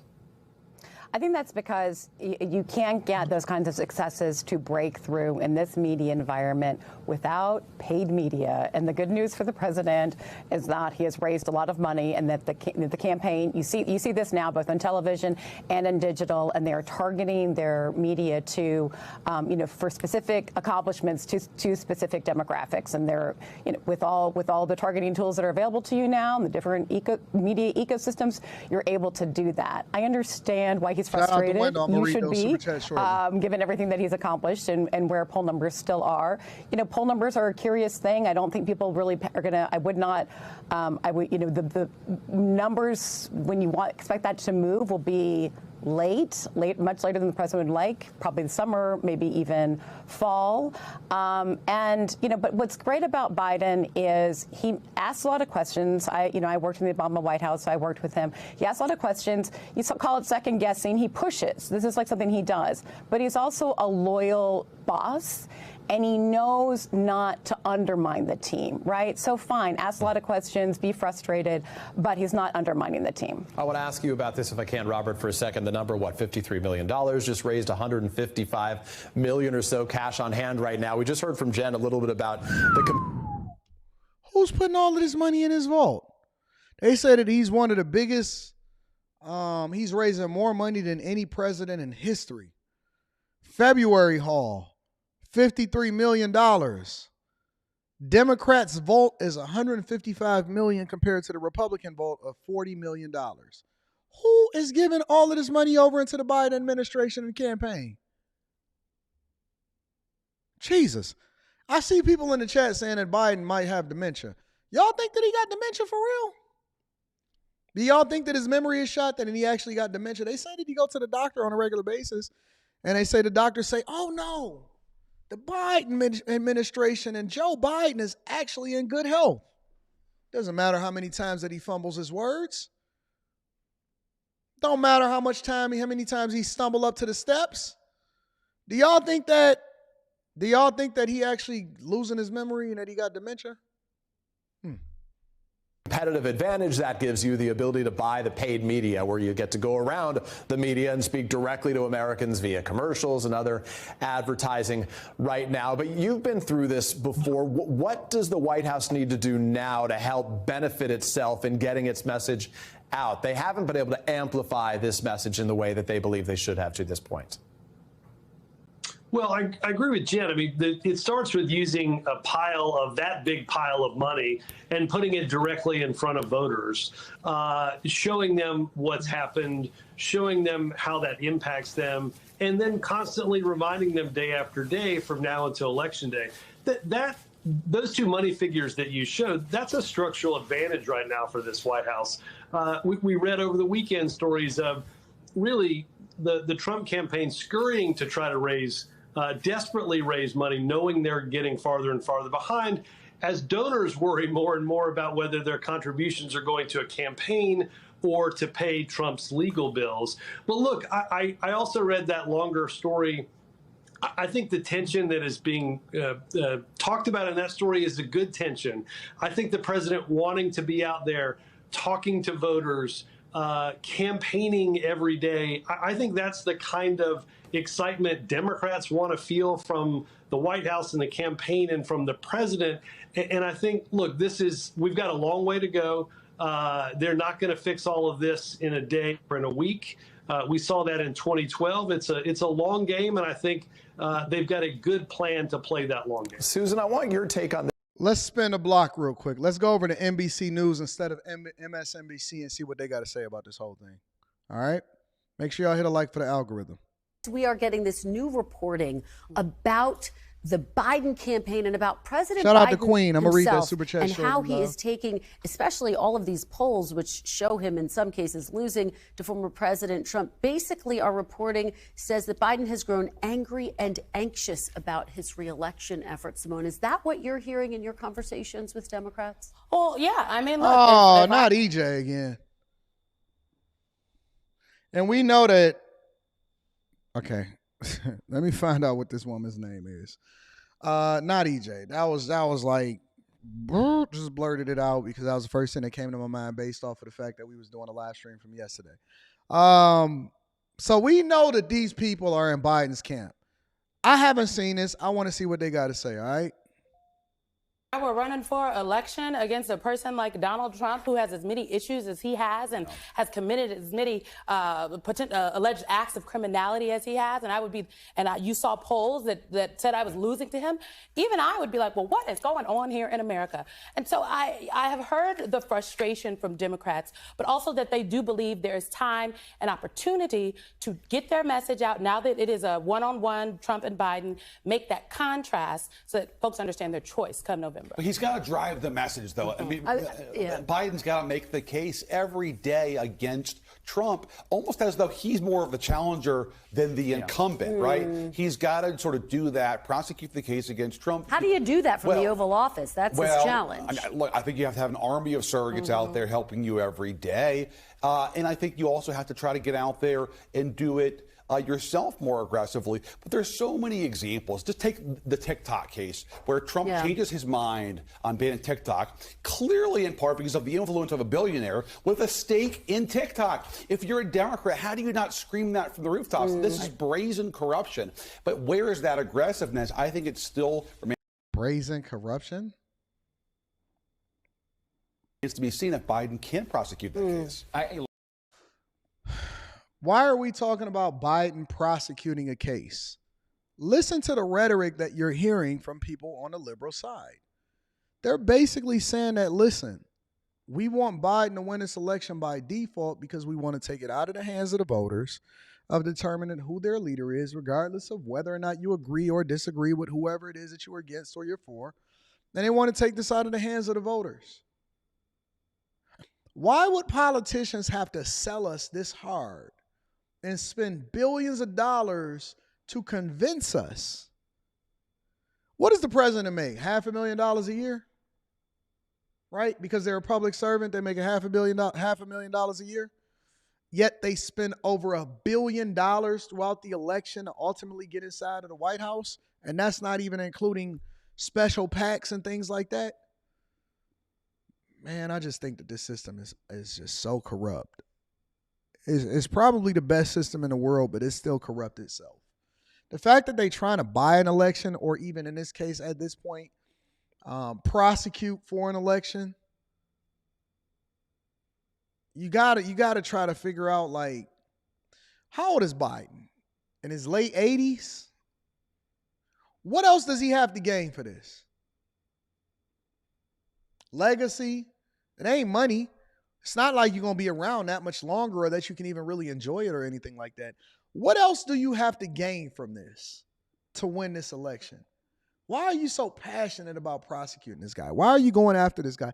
Why are you swearing at your campaign staff and getting angry at these people for your poll numbers and you not really resonating with the people because you're not connected enough to understand that the thing that's really meaningful to the people? Look, it's two things that's meaningful to people. Two things that's meaningful to people as far as voters. A, is always going to be their ability to survive. That's their ability to provide for themselves, shelter, food, car note, right? And people don't even ask for a lot, right? Nobody is really asking to get rich. But what they're asking for is the basic necessities or the opportunity to be able to provide for themselves. So I think that most Americans, even though I think that it's a lot of people that's lazy, I think that most Americans just want opportunity. They want the opportunity to, if they work hard, that they're able to achieve the American dream, and that it doesn't go to waste because they're being overtaxed or they're, having to deal with social services, or the cost of living is not extraordinary, or it doesn't absolutely drain everything that you take home. I think that most people just want the opportunity to be able to win if they choose to. Whatever it is that you put into it, you get out of it. That's the true American dream, right? If you don't put nothing into it, you don't get nothing out of it. And I think that the second thing that people are really, really concerned about is the migrant crisis. And on both fronts, this administration has failed. They can throw as many numbers as they want to as far as jobs and economics and all of this stuff. But the reality is, people want an opportunity to have their dollars stretched and for them to be able to live the American dream. They want to be able to buy their own home and afford it. They don't want their taxes to explode. They don't want insurance providers to be leaving the state. They want to, be able to go to the grocery store and provide for their family. They don't want to have two people in a household making $100,000 a year in order for them to just survive and still live paycheck to paycheck. And then the second thing is they don't want the migrant crisis to ultimately affect their opportunities that come along with what the American dream is supposed to be. It's simple. It's very simple. Very, very simple. And when you see news stories that come out like yesterday as far as Tyson looking to hire 52,000 migrants, well, that's what they're supposed to do. Large corporations are supposed to cut costs, improve efficiency, and however the way they do that, they have no obligation to anybody except for the shareholders in order to make as much profit as possible. And so if they see an opportunity, they're going to take advantage of it. It's as simple as that. People want to accomplish the American dream. They don't want all of their money to go over to the federal government and then go to social services. And then they don't want people to come in and take over and replace them in their own neighborhoods and their cities. And for there to be an extraordinary amount of crime and defunding the police and then making it less safe for your daughter to go to school. That's it. People are not asking for a whole lot. Do you know what disappeared? People completely removed the reparations conversation out of the equation. Nobody talks about reparations anymore. A year ago, 2 years ago, that was all of the talk. Reparations. Right. Black people deserve it. People ain't even talking about they don't even want no handouts no more. They just like, yo, fam, let me go to work, make my money, not be overtaxed, and then be able to get to the bag and buy some groceries. They don't even care about nothing except for being able to survive. Listen, I don't want to live van life. I don't want to live in a micro home. I ain't trying to be evicted. I ain't trying to be homeless. Just give me the basic necessities. Let my daughter to be able to go to school. I don't want to get robbed. Give us some police officers to make sure that we safe. And let's keep it moving. And make sure that the migrants don't come in here and kick my butt. That's all they're asking for. They're not asking for nothing crazy. Just the basics. You can forget reparations. They still throwing monies just to do the studies. Knowing they had a deficit and they ain't giving you nothing. But you still going to continue to do it. Anyways, let me read a couple of super chats and then we'll go over to the last part of the show, which I think is very necessary considering everything we talked about. Shout out to Fukari Ferry. Says, I just got the deed to my first property. Thank you for the inspiration to keep growing. I look forward to meeting everyone at a Bag Chasers event. Can we get another round of applause for the Chasers?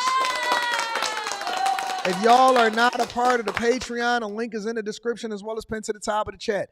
Congratulations, my love. Oh my God, I love seeing my people continue to be prosperous and become successful despite what's happening inside of the economy. Wendell Kilgore says, what's good, AD? Shout out to you and may this week be fire. Absolutely. Thank you, Wendell. I appreciate you. JP says, got Cam listening to Sexy Red and Glorilla now. Hey, man, I seen Glorilla over there taking pictures inside of the Biden White House. I said, what is going on? This what we doing now? We going to tap into rappers in order to get them to vote for us? Just like years of yesteryear? Okay. Queen says, it's those corporations paying Biden. That's why he's raising that much money. For example, Tyson Foods hiring those folks who speak no English. Shout out to Queen. He's my queen to be. Shout out to Queen. Messy Mathematician says, well, if you appreciated me and the most of the other chat chicks, you skip your beard dyeing appointments. Oh, my God. I had a beard appointment tomorrow. No lie. I said, hey, barber, come over here and kick it with your boy. I had one tomorrow. Much love to you also, sir. You add value to me and to so many others. I can't wait to run into some of y'all in real life. Yeah, it's coming. Announcement coming soon.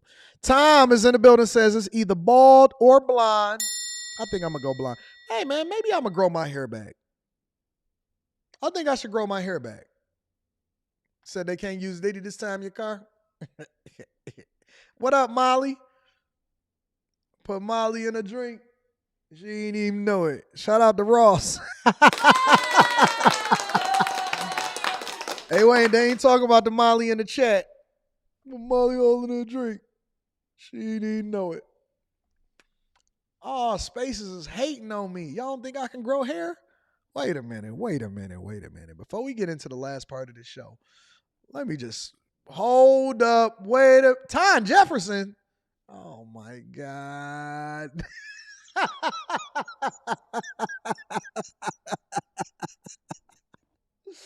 Ah!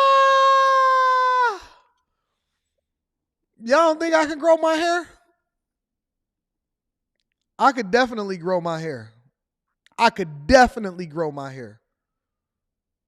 Bro, just a couple years ago, I just had my... Man, hold on, bro. Really? That's what we doing, Rich? That's what we doing? Nah. What is all of these laughing emojis inside of the chat? Oh, my God. Bell, I could grow. Nah, no. Time Trump. Come on, man. Hold on. Wait a minute. Let me put some hair up in it. Y'all don't think that I got hair?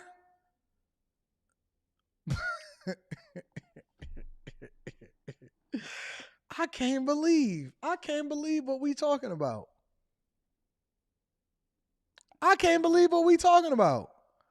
What is all of these laughing emojis that's inside of the chat?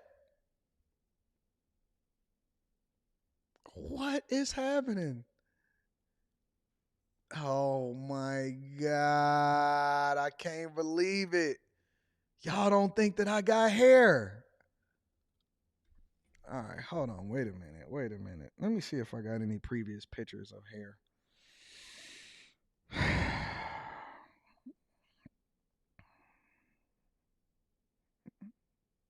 Let me see what I got out here in these streets. I can't believe y'all over here hating on me.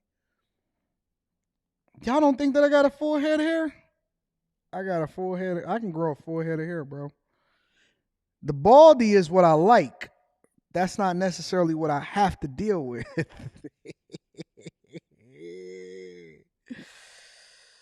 Oh my God, I can't believe y'all hating on Time Dog. What in the world is going on here? Black is back. Oh my God, I got all of the haters coming out. Before I get to this last story, let me see if I can find me one of my hair, a picture of when the last time I had hair. I don't even remember the last time I had hair. Where's the last time I had hair? It was just a few years ago, I think. I got a full head of hair, boy.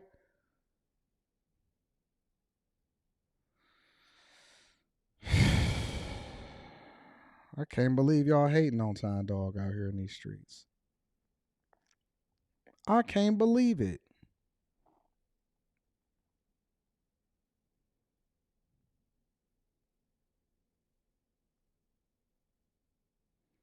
I can't believe that y'all hating on Time Dog with my hair. Where is my hair? I tell y'all what, I'm going to look through it. And see if I can find one of the most recent pictures of me with hair. And we're going to talk about it. And maybe I'll show it and display it for y'all. But in the meantime, until I get there, let's talk about this last issue, all right? Most important issues to black people.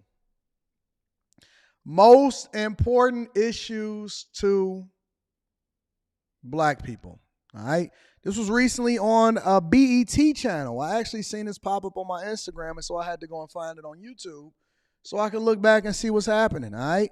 Make sure I hit a like for the algorithm, subscribe to the channel, and turn on your notifications. I'm going to look for this hair picture.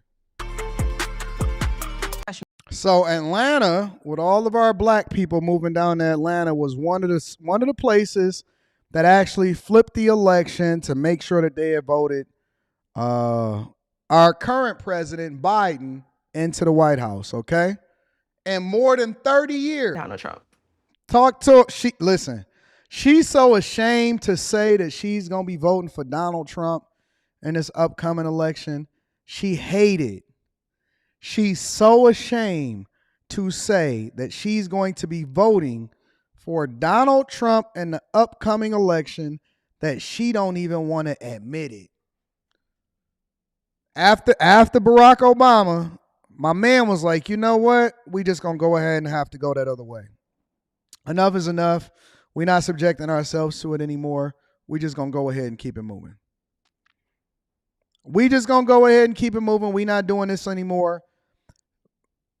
And she been consistently on the Democratic side, voting with the identity politics.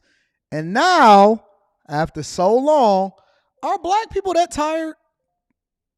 That's all I'm wondering. Are black people tired enough to where they actually feel compelled to make the adjustment and vote for Donald Trump? Not necessarily just because they feel like he's the best person for the job, but that they actually sick of Joe Biden. When they trying to convince you, they not trying to convince you based off of what's best for you. They still trying to make you do things based off of identity politics. I seen a video the other day of Obama walking into, I don't know, was he in the UK? He was going to meet with a prime minister or something like that. And they were saying that, hey, actually Obama is the one that's really pulling the strings. That's happening behind the scenes because he just came from the White House or meeting with Biden or something like that. They trying to shame y'all and say, hey, still vote based off of identity politics. Let me ask y'all a question. Specifically for black people, based off of these identity politics, what did you get from it? Do things based off of what? Woo! It's the last time that I had hair.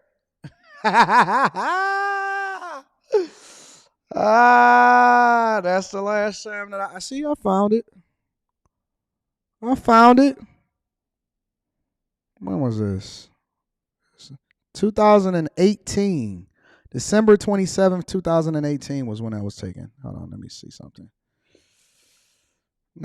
something. Let's continue to play this. Stand when the church. I can't stand when the church start to get involved with stuff that they're not supposed to be in. It bothers me to my soul. Absolutely bothers me to my soul. I can't stand when the church starts to get involved in stuff that don't have nothing to do with you. It bothers me to my soul. I can't stand it. I don't like it. I don't like it at all.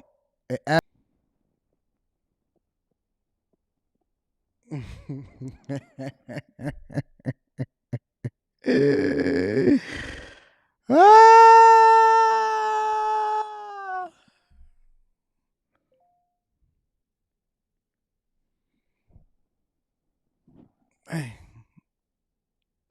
Jesus Christ, hold on. Let me see if I can lower the pixelation on that.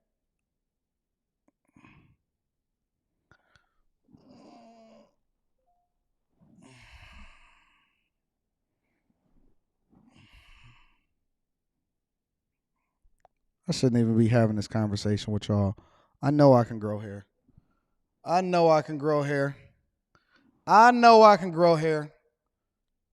Don't talk to me.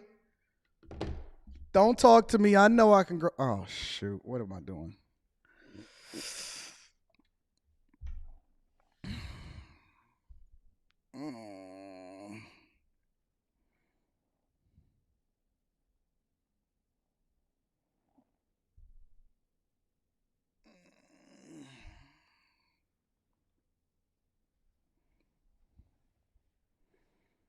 Anyways.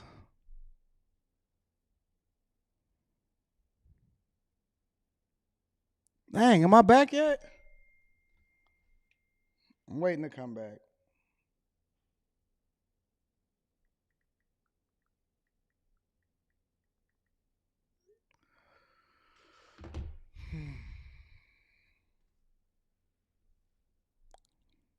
I guess I'm not back yet. Oh, well.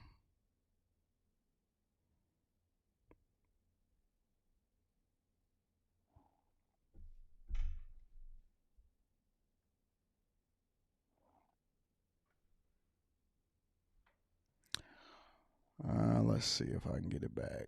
Gmail.